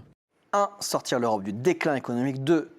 Il propose des solutions, ces solutions en tout cas pour la crise climatique. Et 3. Retrouver les frontières. C'est sur le fond, sur sa stratégie. Je l'ai trouvé très complice avec Valérie Ayé en l'observant avec David Pujadas dans la grande confrontation. Est-ce que vous croyez à une grande coalition si jamais Emmanuel Macron...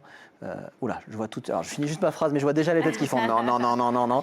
Si jamais, comme cela semble bien parti, Emmanuel Macron finit de voire 3e derrière Raphaël Glucksmann, très loin derrière la liste Rassemblement National, il se murmure à haute voix dans Paris qu'il pourrait y avoir une fameuse coalition entre Renaissance et LR. Et je vais donner en premier la parole à Alexandre Tassin parce qu'elle a particulièrement couvert l'Élysée, le premier quinquennat d'Emmanuel Macron.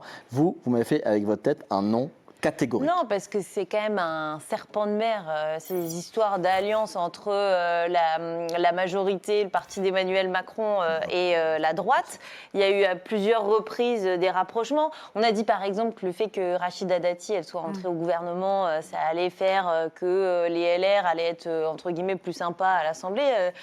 Non, ça ne s'est pas passé comme ça. Et en réalité, dans cette campagne, il y a quand même des axes qui sont très différents. Là, François-Xavier Bellamy l'évoque pas forcément, mais par exemple sur l'histoire des frontières de l'Union européenne, lui, il est quand même largement plus proche de Jordan Bardella, voire encore, si on peut dire, encore plus à droite sur cette question. Ça colle pas du tout. En tout cas, le message serait quand même complètement contradictoire en termes de politique. Ça colle pas du tout avec ce que défend le parti d'Emmanuel Macron. Et on apprend à l'instant, enfin pas à l'instant, on a appris aujourd'hui que Gérard Larcher, en cas de... Parce que son nom a été évoqué pour éventuellement aller à Matignon, le président du Sénat, Gérard Larcher, il a indiqué à l'Agence France Presse qu'il ne compter en aucune façon rentrer au gouvernement. Donc qui, en cas de coalition pour être à Matignon, il n'y a pas non plus l'embarras du choix. Ce ne sera pas Éric Ciotti non plus. Ça peut difficilement être Éric Ciotti vu Voilà. différents rapports. Alain Marlex, Olivier Marlex, pardon. Alain, c'était son papa, je crois. Merci Hugo. J'ai fait exprès pour être sûr. Pour voir si je suis. Ça se passe mal, ça se passe très mal avec le président du groupe LR, donc c'est compliqué. D'ailleurs, est-ce que Ciotti qui va pourrait démissionner Comment s'il y a défaite, grosse défaite, si même ils sont sous les 5%, est-ce que Ciotti va démissionner? On se rappelle que Wauquiez en Si 2019... LR est éliminé, je rappelle pour ceux qui nous rejoignent, à 21h32 et 35 secondes, qu'il faut atteindre 5% pour... Là, aujourd'hui, dans notre sondage, ils sont à 7. Ils sont à 7, mais avec une marge d'erreur d'1 point et de toute façon, tous ceux qui sont entre... ric-rac, quoi. Ça passe tous ceux, pas on a énorme. 5 listes quand t'es à 7, t'es pas... Ça pue. Ouais. T'es pas, voilà. Non, mais disons, tu sais que moi, ça fait des mois que je pense que LR vont être sous les 5%, et j'en ai parlé avec des députés en off et en on. Il y en a un, Philippe Juvin, qui est quand même assez influent chez LR. Il me disait, mais moi, j'ai vraiment peur que LR disparaisse du Parlement européen. Il y a une vraie inquiétude. Et Églantine Delalleux, qui travaille avec nous, qui est une très forte journaliste politique, dit qu'un député, sans dire son nom, mais éminent, a dit que d'après lui, ces élections européennes seraient le dernier clou, mais ne serait-ce que du parti, mais je te parle de la France, là. Donc, mais d'ailleurs, le dernier coup du cercueil, vous l'aviez compris. Lors du débat avec David Pujada, c'était tout dans le discours de Bellamy, c'était de dire très clairement qu'il voulait faire exister à nouveau les LR. Donc, d'avoir une coalition avec Valérie Ayé, franchement... Ça ne fait pas partie de son discours actuel. Hein. On va en reparler, mais il est 21h33 et 46 secondes. On a encore une petite demi-heure ensemble et il faut impérativement, Margot, tu gardes la parole, je t'ai préparé un jingle. C'est pour toi. On va parler des deux guerres et c'est très important.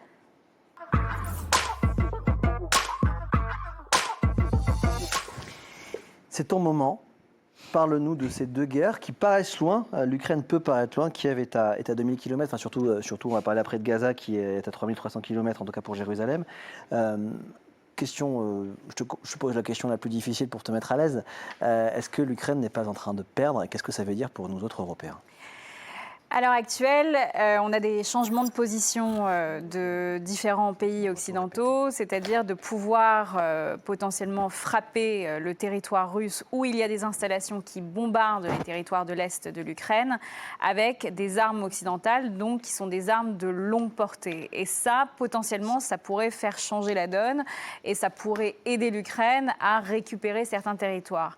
Malheureusement, j'ai passé un mois en Russie donc le mois dernier, et en passant pour aller jusqu'en Crimée, qui est actuellement considéré comme un territoire occupé par la communauté internationale, eh bien, on peut voir les territoires qui ont été pris par les Russes ces derniers mois. Et en fait, la stratégie des Russes, c'est de reconstruire des villes de manière massive. C'est coloniser, en fait. C'est-à-dire de prendre ces territoires, de faire une sorte d'épuration ethnique, c'est-à-dire soit vous prenez le passeport russe, soit vous dégagez. Ils ont fait en Crimée aussi. Et c'est ce qu'ils ont fait en Crimée. Et de construire des nouveaux bâtiments avec une construction à vitesse grand V pour faire des villes qui ne peuvent plus être prises par les Ukrainiens. Et ça, c'est leur stratégie pour arriver en position de force lors des négociations qui vont aboutir à un moment donné. C'est-à-dire qu'on ne peut pas rester dans un statu quo perpétuel parce que c'est ce qu'a connu l'Ukraine et la Russie sur le Donbass, donc l'Est de l'Ukraine et la Crimée. Tu es en train de perdre ou pas? Zelensky perd face à Poutine ou pas, d'après toi? C'est un rapport de force différent. C'est-à-dire que le problème, c'est que l'aide occidentale est arrivée trop tard. D'accord.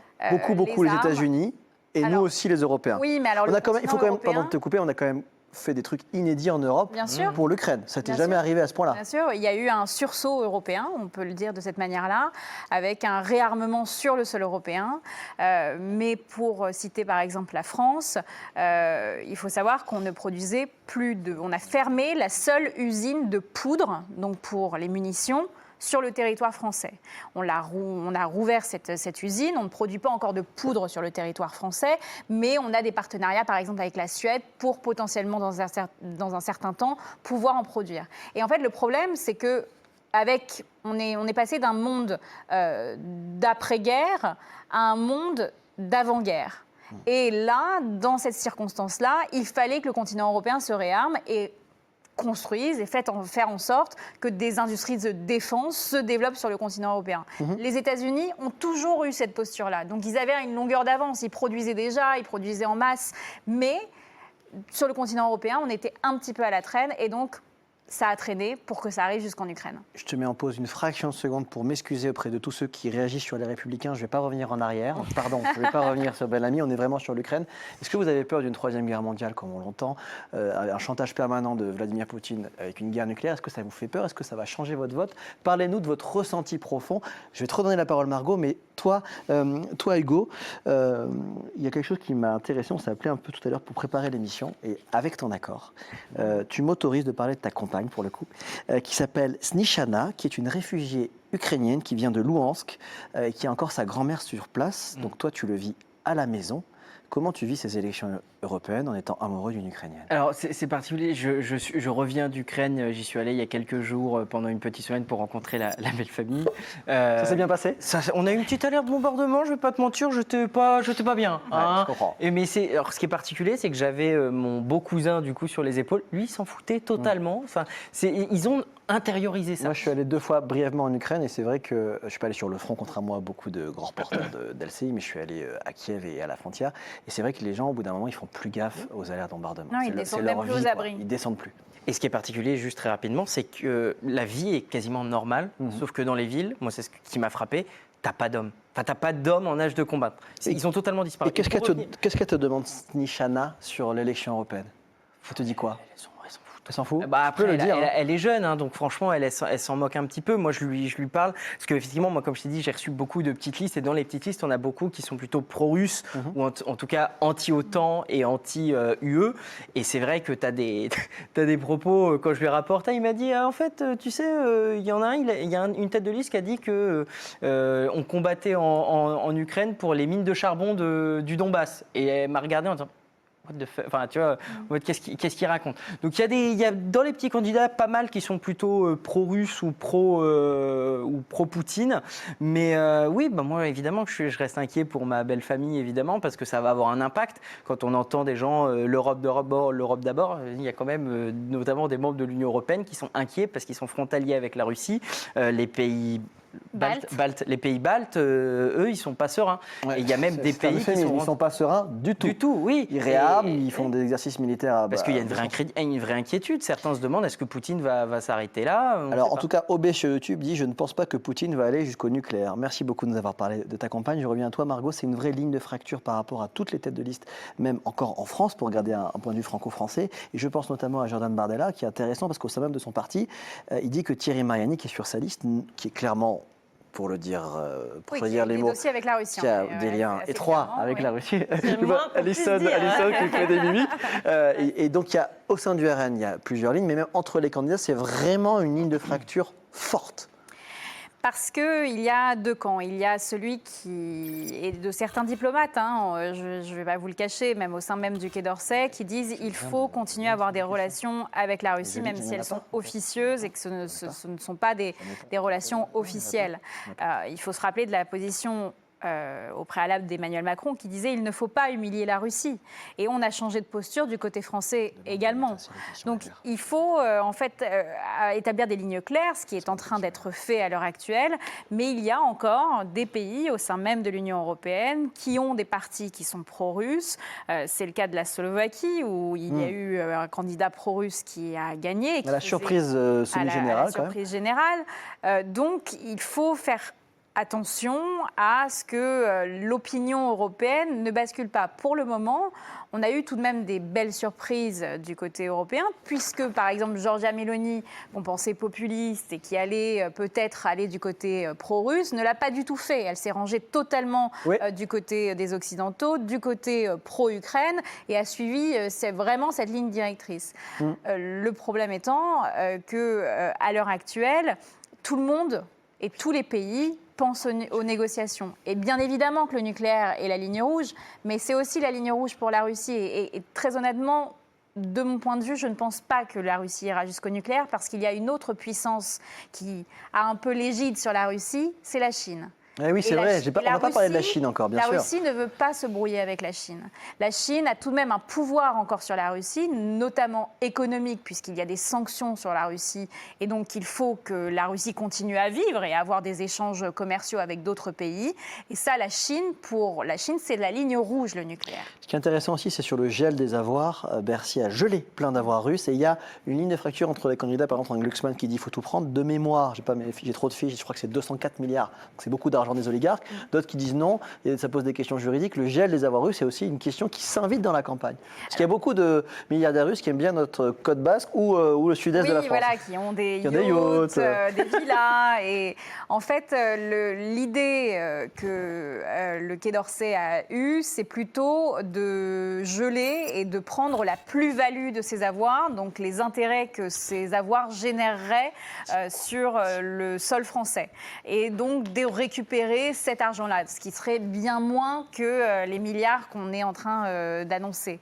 Et ce serait une technique, en fait, pour faire en sorte que d'autres pays avec qui nous collaborons, où les droits de l'homme ne sont pas non plus la priorité, eh bien, continuent d'investir en France et sur le sol européen. Et donc ça, c'est vraiment une véritable discorde. Je vous offre un bouquet de commentaires, vous vous servez, d'accord Boom99_75 sur TikTok. Merci de suivre le live des Européennes sur TikTok. Il faudrait parler un peu des conséquences économiques en France suite à cette aide folle à l'Ukraine. Et je vois Aurore qui tape en direct. Merci Aurore de me passer tous ces commentaires. Oshka Kenny, qui est un peu mon chouchou du jour parce qu'il est un nom basque. Le peuple russe a toujours été l'allié des Français depuis toujours et à la fin, il faudra négocier. C'est intéressant. Je finis les trois et puis Alison, c'est toi qui prends ton préféré. Elle France, pas de Todd, toujours sur TikTok. Jamais de la vie on peut affronter la Russie. Il faut être réaliste. Mais en fait, pareil, ce qui m'a marqué au cours de différents reportages, c'est le poids que les propos d'Emmanuel Macron ont eu à propos de l'Ukraine comme conséquence sur le vote.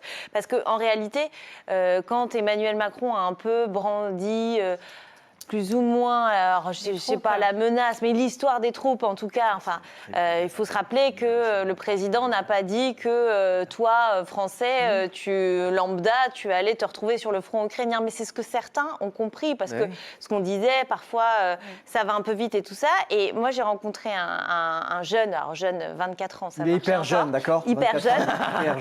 Et qui avait voté pour Emmanuel Macron, là, à la dernière présidentielle, en 2022. Et qui allait voter Bardella là et qui me disait, qui me mettait ça en avant, notamment dans les arguments, en disant moi je veux pas aller me battre en Ukraine. Je lui dis mais c'est pas. C'était une erreur stratégique de Macron, tu crois? En fait, il y a le problème dans les propos politiques, c'est que parfois il s'adresse à différentes strates et donc là la communication en réalité elle était pour l'étranger, elle était envers Vladimir Poutine. Alors ça a fâché quand même pas mal d'alliés européens aussi cette prise de parole, mais en fait, elle n'a peut-être pas été accompagnée d'assez de pédagogie, même si le président s'était exprimé notamment sur l'antenne de TF1 pour parler de ça. Et il sera à nouveau jeudi. Il sera à nouveau jeudi, donc après-demain soir. Et en fait, ça a été... la guerre fait peur, il ne faut pas l'oublier. C'est certes une porte ouverte que de dire ça, mais en fait, quand vous êtes jeune et que tout d'un coup on vous dit oh là là, peut-être des Français vont aller combattre, machin, c'est un truc qui était, enfin, pour nos générations, la guerre, c'était tellement... J'ai interrogé notamment des légionnaires étrangers qui sont partis et qui sont morts. Oui, vraiment. Mais après, c'est la guerre. Si je peux nuancer très brièvement, selon les sondages, il n'y a que 15% des Français qui ont choisi le thème de la guerre pour un peu déterminer leur vote. Enfin, c'est quand même c'est intéressant. Très peu. C'est Donc, très intéressant. On se focalise dessus, mais c'est... Ton témoin est dans les 15%, mais pour toi, ce n'est que 15%. Et c'est vrai que les Français parlent avant tout de leur pouvoir d'achat. Ils mettaient ça aussi, tu vois, le pouvoir d'achat et aussi le comportement global d'Emmanuel Macron étaient des choses qu'il avait en fait complètement vriller et changer complètement, parce que pour le coup, d'opinion. En fait, le problème, c'est qu'il fallait rajouter que ce n'est pas des troupes combattantes. Et c'est là où, en fait, Sébastien Lecornu, le ministre des Armées, est revenu sur les propos en disant ce n'est pas des troupes combattantes. Quand on parle de troupes au sol, on parle en fait d'instructeurs. En fait, c'est ça la réalité. Dernier tour de table sur l'Ukraine avant de passer à la deuxième guerre qui impacte ce scrutin, mais quand même j'ai plein de commentaires. Merci de nous suivre sur les réseaux TF1 Info. Petite corne sur YouTube qui n'est pas d'accord avec vous, qui considère que la Chine suivra la Russie, avec toi, je ne sais pas pourquoi je te vois d'un coup, il considère que la Chine suivra la Russie, parce que la Chine a besoin de l'Europe autant que l'inverse, parce qu'en fait, notre bise, je pense qu'elle parle d'un business, je pense d'un point économique, malgré le reste du monde, et qu'on n'a pas d'intérêt mélangé, entre parenthèses, on s'en fout de la mer de Chine. C'est encore une fois une citation de Petite Corne. Réponds à Petite Corne. Voilà, Réponds à Petite Corne, je ne suis pas du tout d'accord parce que, en fait, le premier partenaire commercial de la Chine, c'est les États-Unis. Et ça, la Chine, pour l'instant, n'a pas intérêt à perdre ses échanges commerciaux. Il n'y a pas eu de réorientation des échanges commerciaux de la Chine à l'heure actuelle. Et donc, pour l'instant, la Chine, on l'a vu, a essayé de proposer un plan de paix, même avec ses propres conditions, qui était un plan de paix, bien entendu, pro-russe, mais qui essaie de jouer ce jeu d'équilibriste sur la scène internationale, d'émerger en tant que puissance internationale pour faire des plans de paix un peu à droite à gauche. Ils l'ont fait entre l'Iran et l'Arabie Saoudite, par exemple. Ouais. Ils essaient de le faire entre l'Ukraine et la Russie. Ils n'y arrivent pas. Ils essaient, malgré leur position sur les droits humains, d'essayer d'avoir cette posture internationale sur la scène géopolitique pour exister et essayer de faire le gendarme du monde à la place des États-Unis. Un dernier Kaneki sur TikTok, le peuple russe a toujours été l'allié des Français depuis toujours et à la fin, il faudra négocier. Donc, De Gaulle avait dit qu'on devait toujours s'en méfier. Un live sans De Gaulle n'est pas un live. On a fait le point de Gaulle, c'est formidable. Merci pour ces très nombreuses questions. Il y a Sarah qui me les transmet.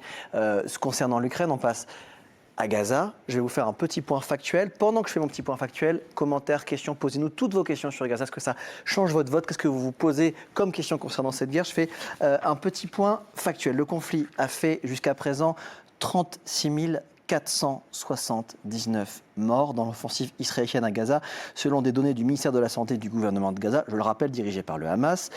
Une offensive, on s'en souvient, a été lancée après l'attaque terroriste du 7 octobre par des commandos du Hamas infiltrés depuis Gaza dans le sud d'Israël, qui a entraîné la mort de 1194 personnes, en majorité des civils. Là, c'est un décompte de l'agence France-Presse qui est réalisé à partir des chiffres officiels israéliens.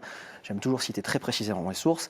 Et sur les 251 personnes emmenées comme otages durant cette attaque, 120 aujourd'hui sont toujours détenus, 120 otages, et 41 personnes sont mortes. Ça, c'est les faits. Margot, en quoi cette guerre? Je rappelle que Jérusalem est à 3300 km à vol d'oiseau, donc c'est loin, mais pourtant, c'est très près de nous. Oui, mais il y a toujours eu, même depuis l'intifada, une importation du conflit israélo-palestinien sur le sol français. Donc c'est quelque chose qui n'est pas nouveau. Il y a cependant, avec le 7 octobre, donc avec ce pogrom dans le sud d'Israël et puis la riposte israélienne et les bombardements sur Gaza, un discours qui s'est radicalisé parce que forcément, c'est un conflit avec une charge émotionnelle très forte, notamment pour la communauté juive en France, mais également pour les Maghrébins et les musulmans qui habitent également en France et qui ressentent ce lien avec le peuple palestinien qui est un peuple errant depuis des années. Et donc forcément, vous avez une sorte de dichotomie qui se crée dans ce conflit où deux blocs s'affrontent, deux opinions assez claires s'affrontent et qui ne peuvent pas se parler. Parce que déjà, tout d'abord, il y a encore une partie de la population qui ne considère pas que le Hamas est un mouvement terroriste.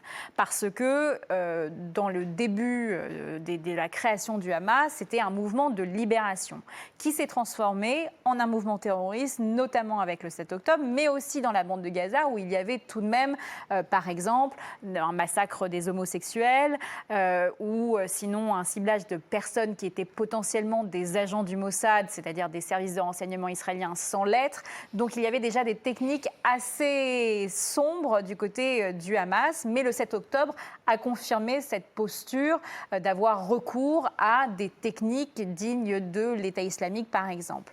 Et ça a changé la posture du Hamas. Et dans l'inconscient collectif, pour ceux qui suivent la cause palestinienne depuis des années, ils se disent assez clairement que le Hamas, c'était le seul espoir des Palestiniens parce que malheureusement, l'autorité palestinienne, qui est le gouvernement en place dans les territoires palestiniens et qui a essayé de faire régir une forme d'autorité, est profondément corrompue. Et donc cette jeunesse palestinienne qui n'a pas voté depuis 18 ans, s'est tournée vers des mouvements beaucoup plus radicaux, comme le Hamas ou encore comme le djihad islamique, qui sont devenus des mouvements terroristes à long terme.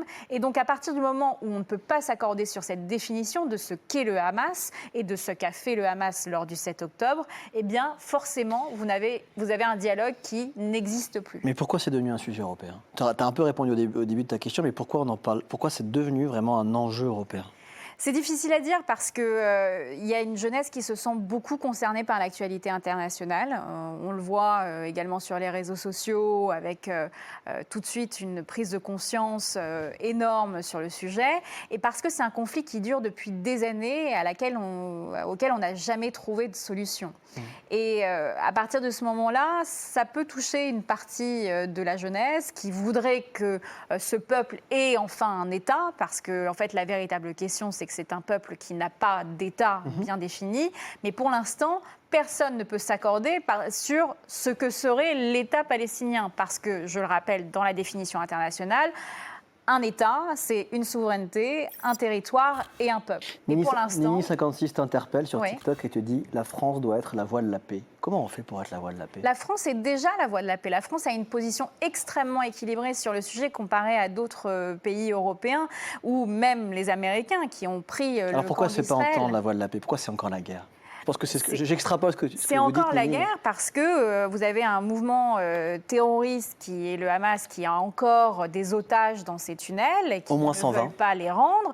Et vous avez une posture israélienne très radicale qui veut l'éradication du Hamas dans sa totalité et qui est un but de guerre qui n'est pas accessible. Je rappelle, C'est-à-dire que je le rappelle Hamas... juste ce chiffre, 36 479 morts dans l'offensive israélienne Alors, de je me Gaza, méfie. selon le ministère de la Voilà. Santé, dirigé par le Je Hamas. me méfie toujours des chiffres parce que on a eu de fausses informations après le 7 octobre et on a eu de fausses informations Nous, on cite nos sources en toute transparence. voilà, Poser une question. du mouvement du Hamas. Tu parles d'éradication du Hamas. Dans la définition du génocide, il y a cette volonté d'exterminer une population.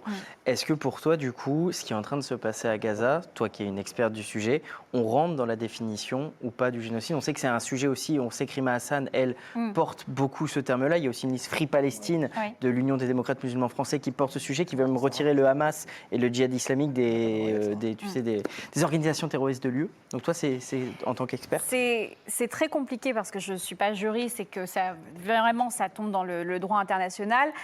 Mais l'éradication du Hamas, ce n'est pas l'éradication du peuple palestinien. Et en fait, dans le terme génocide, c'est éradiquer une ethnie, une race, un peuple. Et pour le moment, la volonté, en tous les cas, expressément, et là où c'est très important dans la définition du génocide, c'est qu'il faut prouver l'intention, prouver l'intentionnalité d'Israël de vouloir justement exterminer le peuple palestinien. Et ça, il n'y a que les juristes qui peuvent vraiment prouver par A plus B si c'est oui ou non. Merci de l'avoir posé. C'est vrai que c'est une question extrêmement compliquée. Et nous, on essaie très modestement d'apporter des faits, des bilans en citant les sources. C'est compliqué de faire ce travail. Merci Margot d'avoir apporté une réponse aussi complète. Il y a pas mal de réactions, je vois, sur TikTok et sur YouTube. Mais j'ai aussi envie de parler quand même sur mes propres fiches. Promis, je lirai vos commentaires. Mais il y a aussi une hausse de l'antisémitisme dont tout le monde me parle, moi, sur le terrain, avec au moins 366 actes recensés au premier trimestre, un bond de 300% sur un an, selon le gouvernement. Et on le sent aussi dans cette campagne en France, cette grande vague d'antisémitisme. Oui, on l'a vu dans les universités, par exemple, où des étudiants juifs n'ont pas pu accéder aux cours parce qu'ils étaient considérés sionistes. J'aimerais rappeler à tous ceux qui s'intéressent à ce conflit israélo-palestinien qu'il existe une voix de gauche en Israël qui est extrêmement présente, une voix qui a toujours prôné une solution à deux États, qui a toujours voulu qu'il y ait l'existence d'un État palestinien. Certains des otages, d'ailleurs, qui sont dans le sud d'Israël, étaient des volontaires à Gaza pour apporter de l'aide humanitaire bien avant, justement, le 7 octobre. Et donc, il y a cette voix qui, pour l'instant, n'arrive pas à émerger du fait du 7 octobre, du fait que la charge émotionnelle est extrêmement importante parce que les otages sont encore à Gaza. En un mot. Non, mais très en retard. simplement, tu disais comment ça se fait que ce thème, il émerge dans la campagne européenne. Tout simplement parce qu'il y a un parti qui a décidé d'en parler, c'est la France Insoumise, qui a décidé d'en faire un thème de campagne, alors que pour le coup, le lien entre les élections européennes et ce conflit n'est pas forcément évident, mais se sont servis de cette élection pour en faire une tribune et faire en sorte que le débat ait lieu et peut-être aussi de pouvoir du coup ramener une sorte d'électorat à eux. 21h56, on est en retard. Mais tu m'offres encore une fois, toi aussi, une passe décisive parce que tu parles de la France La insoumise. Mbappé. Je prends ta passe et je vous lance. On est en retard. Du Real Une minute Madrid, top hein, chrono. pas de On va Barcelone. écouter la candidate Manon Aubry qui, en exclusivité pour nous, résume son programme en moins d'une minute top chrono. Le 9 juin, il faut voter pour la liste que je conduis de la France insoumise pour se donner le pouvoir de tout changer, en particulier pour la jeunesse qui se retrouve bien trop souvent à travailler pendant ses études. Ce que je propose, c'est une allocation d'autonomie pour les jeunes au niveau du seuil de pauvreté pour qu'il n'y ait plus aucun jeune qui doive se présenter devant une file de distribution alimentaire pour pouvoir payer ses études. Agir contre la vie chère, c'est notre priorité, notamment en bloquant les prix des produits de première nécessité. Et puisqu'on est jeune, on a un avenir devant nous, agir contre le réchauffement climatique, notamment en mettant fin aux accords de libre-échange. Et je préside au Parlement européen le seul groupe qui n'a jamais donné aucune voix aux accords de libre-échange. Bref, vous savez ce qu'il vous reste à faire. Surtout, ne vous laissez pas confisquer cette élection. Emmanuel Macron, on serait trop content et je suis sûre que vous ne voulez pas faire plaisir à Emmanuel Macron. Alors soyez nombreuses et nombreux le 9 juin, je compte sur vous. Merci Manon Aubry. Allocation d'autonomie jeune 1, 2, blocage des prix, 3, pas d'accord de libre-échange. Faut qu'on aille vite. Alison, arbitrairement, je te donne la parole. Pourquoi est-ce qu'elle est en train de se faire siphonner par la liste Glucksmann, à en croire les sondages, Manon Aubry? Pourquoi? Alors ça, c'est pas évident. Qu'est-ce qui se passe? Non, il y a peut-être aussi que les thèmes, justement, tu vois, on parlait de l'écologie, tout ça. Raphaël Glucksmann, par exemple, au niveau européen, il a su se faire connaître pour un certain nombre de choses, notamment son combat pour les Ouïghours et tout ça. Il est beaucoup plus identifié sur certaines questions. Et le fait que la France, et depuis longtemps, et le fait que la France insoumise ait choisi un axe de campagne très fort sur cette question du conflit israélo-palestinien, peut-être les empêche d'être audibles sur d'autres thèmes qui sont directement liés à l'Europe. Tu vois, là, ces trois propositions-là, qui peut les citer alors que, pour le coup, je pense que tout le monde peut dire qu'ils sont en train de parler de ce conflit-là, quoi. Ça vous dirait d'écouter la candidate d'Emmanuel Macron? Vous êtes obligé de répondre oui parce que je vais la lancer. Oui, on va écouter. Merci. Il en manque encore 3 top chrono. On va écouter Valérie Hayé, donc la candidate Renaissance. Pourquoi vous devez voter pour moi? Parce que je porte un pacte pour la jeunesse. J'ai confiance dans notre jeunesse et je veux lui permettre de vivre et de s'épanouir en Europe. Je veux que les jeunes puissent découvrir de nouvelles cultures en Europe grâce au pass Culture. Je veux qu'ils puissent voyager partout en Europe grâce au pass Interrail. Je veux que vous, les jeunes, vous puissiez apprendre en Europe avec le développement d'Erasmus ou d'Erasmus de l'apprentissage pour permettre à encore plus de jeunes de partir. Et puis je veux faire de l'Europe le continent qui découvrira le vaccin contre le cancer. Je veux faire de l'Europe le continent qui sera le leader en matière d'intelligence artificielle et qui vous permettra de vous projeter et de vous redonner ou donner confiance dans l'avenir. Donc l'Europe, c'est votre avenir et on a besoin d'Europe. Pass Culture européen, développement d'Erasmus, faire de l'Europe le leader de l'intelligence artificielle. Vaste programme. Pourquoi l'écologie est le grand oubli? Pourquoi même elle en parle à peine? Qu'est-ce qui s'est passé? C'est vrai que l'écologie, même ce soir, on va essayer de ne pas l'oublier. Ce qui s'est passé, c'est qu'en 2019, il y avait un énorme moment écolo, il y avait des marches pour le climat, il y avait l'affaire du siècle, plus de 2 millions de signatures pour faire condamner l'État pour inaction climatique. Et là, cette année, rien, nada. On voit la manière dont les débats aussi ont été cadrés, finalement, vu qu'on parle peu d'écologie. On a demandé écologie stop ou encore. Sur celui d'Atal Bardella, l'UE va-t-elle trop vite sur l'écologie? Donc finalement, aujourd'hui, ce qu'on entend beaucoup, c'est l'écologie punitive. C'est ça qui est devenu... Et il y a eu la très grosse crise des agriculteurs qui a fait peur à tout le monde. La crise des agriculteurs, bien sûr, qui a mis le braquet justement sur cette écologie punitive défendue par plutôt la droite et l'extrême droite. C'est plus à la mode de défendre l'écologie. Quelqu'un a des nouvelles de Greta Thunberg? En 2019, c'était... Elle continue. Oui, en 2019, il y a eu l'effet Greta Thunberg et c'est vrai que là, cette année... Mais c'est vrai que là, entre-temps, tu as aussi eu le Covid qui est passé par là, tu vois, et l'Europe, on l'a vu, il y a eu presque un retour à des besoins primaires. Puis après, tu as l'inflation aussi, tu vois, et ça, vraiment, la préoccupation de l'écologie, parfois, par exemple, sur les histoires de voitures électriques et tout ça, parfois, c'est une préoccupation quand tu n'as pas d'autres problèmes, entre guillemets. C'est-à-dire que si tu n'as rien à mettre dans ton frigo, en fait, tu t'en fiches un peu d'avoir une voiture électrique, vu que de toute manière, tu n'as pas de quoi la payer, quoi. Mais donc, ça ne se mange pas une batterie, quoi. Voilà. Et c'est Vous pensez aussi qu'on a parlé de... la fin du monde contre la fin du mois, tu vois. c'est une bonne formule, ça. Bah qui dit ouais, beaucoup mais de choses. qui Et vous est pensez assez, aussi en que les grosses actions, genre quand ils ont un peu saccagé les œuvres d'art, ça a un peu déchauffé les électeurs ou pas? Comment tu sens les choses, toi, Nina? Le sujet, c'est aussi qu'il y a quelque chose quasiment de psychologique qui se joue, qui est que plus on voit des inondations, de la sécheresse, des incendies, plus il y a, c'est ce que le dit le chercheur Daniel Bois, un état de sidération, qui fait qu'en fait, on n'a plus forcément envie de faire des efforts. Les actions dont tu parles, coup de poing, ne portent plus, ont l'air peut-être parfois plus ridicules. C'est des vidéos virales sur Insta, Voilà, c'est mais ça porte pas dans les urnes, c'est ce que tu dis. C'est ça. Il y a un état de sidération qui fait que les gens n'ont plus forcément envie de s'engager là-dedans.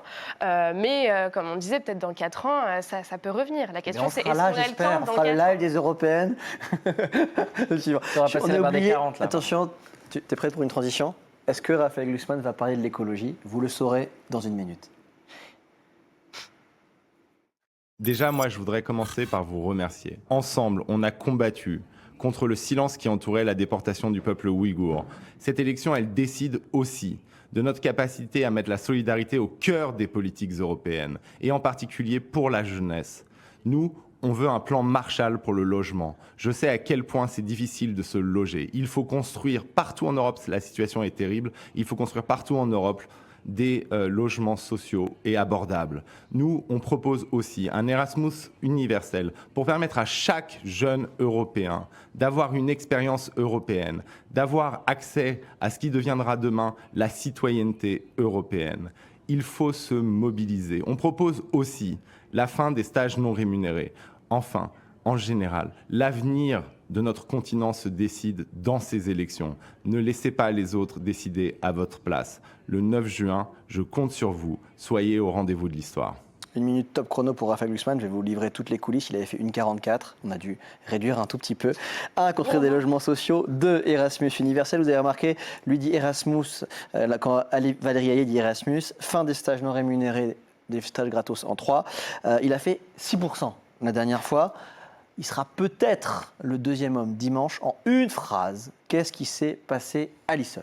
Ah, pourquoi ça tombe toujours Parce que sur moi? tu connais très très bien le camp présidentiel. Ouais, en fait, ce qui est marrant, c'est que, mais même lui l'analyse comme ça, les électeurs potentiels de Raphaël Glucksmann, là, ils ont un cheminement qui n'est pas du tout classique. Il y a ceux qui ont toujours voté à gauche, mais il a aussi, et il en rencontre, il nous expliquait ça dans ses meetings, que des gens qui ont voté Nicolas Sarkozy, qui sont ensuite passés par Emmanuel Macron, ont été déçus, et donc qui vont jusqu'à lui. Donc en fait, ce qui s'est passé, c'est que il a su ramener à lui des électeurs. On sait que Emmanuel Macron avait capté une partie de l'électorat de gauche, s'il avait réussi un peu à le conserver. Et puis ensuite, sur les ruines de François Hollande. Voilà, et puis ensuite, il y a eu toutes les politiques d'Emmanuel Macron qui ont été un peu contraires aux idées des électeurs de gauche. Et donc, du coup, hop. Hop, c'est le soir, on a des verres comme ça, on pourrait faire le bon taux des voix et donc, du transfert. il tape dans l'électorat macroniste et dans les déçus du mélenchonisme, et ça fait un deuxième homme. Et dans les écologistes qu'on n'entend pas Marie Toussaint, et donc ça fait puis, potentiellement... en fait, quand tu regardes là, toutes les têtes de liste, c'est vrai qu'il y a 5 ans, on connaissait quasiment personne en tête de liste. C'était vraiment c'est vrai, t'as raison, c'est vrai. la compète des inconnus. Bon, Raphaël Glucksmann, en fait, en 5 ans, il a réussi à se faire un nom et sur certains combats. Et en fait, pour un électorat qui a du mal à identifier concrètement à quoi sert l'Europe, lui, notamment avec ses posts, on en parlait sur Instagram, lui, il fait beaucoup de publicité sur ce qu'il fait. Et donc, peut-être que les gens peuvent plus s'identifier. Il est à fond sur Insta, mais il a quitté TikTok, comme il disait avec Anta tout à l'heure. Par contre, conviction, ce qui est... par conviction. Conviction par rapport à la Chine. Donc, c'est quelque chose d'assez fort. Tout à fait, c'est ce qu'on a vu tout à l'heure. Sur les dossiers internationaux, il a une position très mesurée. On va finir avec le dernier qui nous manque. Vous avez compté les 8. Le dernier, c'est donc celui qui est surnommé le candidat TikTok parce qu'il a 1 300 000 abonnés sur TikTok. Mais là, on va parler du fond, on va parler de son programme. Monsieur Bardella, s'il vous plaît, résumez-nous tout votre programme en moins d'1 minute. Top chrono. Parce que nous allons remettre de l'ordre en France et dans les institutions européennes, et on va le faire avec nos alliés qui sont en train d'arriver au pouvoir dans beaucoup de pays européens. Les quelques mesures que je défends, c'est d'abord retour à un prix français de l'électricité pour faire baisser très concrètement les factures d'énergie de 30 à 40%. Aujourd'hui, l'Union européenne fixe notre prix de l'électricité en fonction essentiellement du modèle énergétique, notamment des Allemands. Moi, je veux que les Français puissent bénéficier de leur production nucléaire et donc je souhaite le retour à un prix français d'électricité.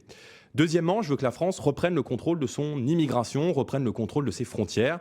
Et donc, je défends dans ces élections européennes l'instauration d'une double frontière, c'est-à-dire la capacité de contrôler les frontières non pas seulement au niveau français, mais aussi au niveau européen, en faisant le refoulement des bateaux qui accostent sur les côtes européennes. Et puis la troisième idée, c'est remettre tout simplement de la démocratie en Europe, avec une Europe démocratique, proche des peuples, proche de nos concitoyens que nous défendons. Baisser le prix de l'énergie en 1, création d'une double frontière, dit-il en 2, entre guillemets une double frontière, et 3, une Europe démocratique. Sur un plan plus stratégique, Nina, est-ce que Bardella est une menace pour Marine Le Pen à partir de dimanche soir? On verra ça effectivement à partir de dimanche soir, tout à fait. Mais là, il a totalement réussi son coup, entre guillemets, mais aussi parce que les sujets immigration et pouvoir d'achat étaient extrêmement présents pendant la campagne. Et il a misé sur le rejet total d'Emmanuel Macron. Les 3/4 des sympathisants RN votent en fonction des questions nationales et non européennes. C'est ça qu'il faut retenir. Waouh, ça veut dire une phrase, tu as vraiment fait une phrase. Elle a été parfaite. Incroyable. Il me reste à vous remercier du fond du cœur tous les 4. Merci d'avoir été là. C'est une grande première. Comment ça s'est passé pour vous à chaud là? Mais ça fait déjà 1h30. Ça fait 1h30 et ça fait même 7 minutes 32 de plus. On est en direct, il est 22h07. Merci pour tous vos commentaires. On avait tellement, j'ai pas eu le temps de tout lire. J'ai essayé au milieu et puis à la fin on a tracé. C'était une première. Merci du fond du cœur à tous les 4. Merci à toutes les personnes en régie. Merci à Thierry Tuillier pour la confiance et de nous avoir prêté les cheveux de la matinale. Merci beaucoup. Et à Bruce Toussaint de m'avoir prêté les cheveux de la matinale. Promis, demain matin, on vous le rend nickel. On nettoie tout, ce sera nickel. On enlève tous les gobelets. Merci à Olivier Ravanello avec qui on a eu cette idée il y a maintenant quelques semaines. Merci beaucoup à Pierre Mérin et Caroline Delaveau, notamment pour ces magnifiques mugs. Merci à Églantine Delalleux, Elio Rodet et Antafal. Églantine, moi, tour de contrôle. Elio, le monteur. Antafal, quand même. Bravo Anta. Merci beaucoup à Johan Saillant pour l'ensemble de la beauté de tout ce que vous voyez. Jean-Sébastien Audemars qui nous a aidé même dans les bugs que vous n'avez pas vu parce qu'il est magique. Étienne Toussaint, le réalisateur qui a notamment fait le 14 juillet. Bravo. En Afghanistan. On va débriefer avec lui pour savoir comment c'était sur l'échelle du live des Européennes, qui a connu également son lot d'Avani. Merci Angéline Bretéché et Aline Séville pour ce live, pour ce logo Paul Live les Européennes. Merci à Aurore Savary, Cassandre Janin pour la modération, ainsi que Sarah Moulet, Mounir Bellidaoui, je savais que j'allais me tromper sur un mot, désolé Mounir. Merci Samuel Etienne pour tes très précieux conseils sur cette émission, merci beaucoup. Et merci enfin à Franck Rivaudan pour la mise en beauté, comme on dit de façon un petit peu pompeuse. Merci du fond du cœur. Je rappelle qu'on était donc en direct sur les réseaux sociaux de TF1. Si cette émission vous a plu, si vous voulez la conseiller, vous pouvez dire que le replay sera disponible sur TF1+. Merci beaucoup. N'oubliez pas, l'élection, c'est dimanche. J'espère qu'on a répondu à toutes vos questions. Merci de nous avoir suivis. Merci pour tous vos commentaires. Je vous donne rendez-vous sur le terrain. Abonnez-vous à TF1 Info. Bonne soirée.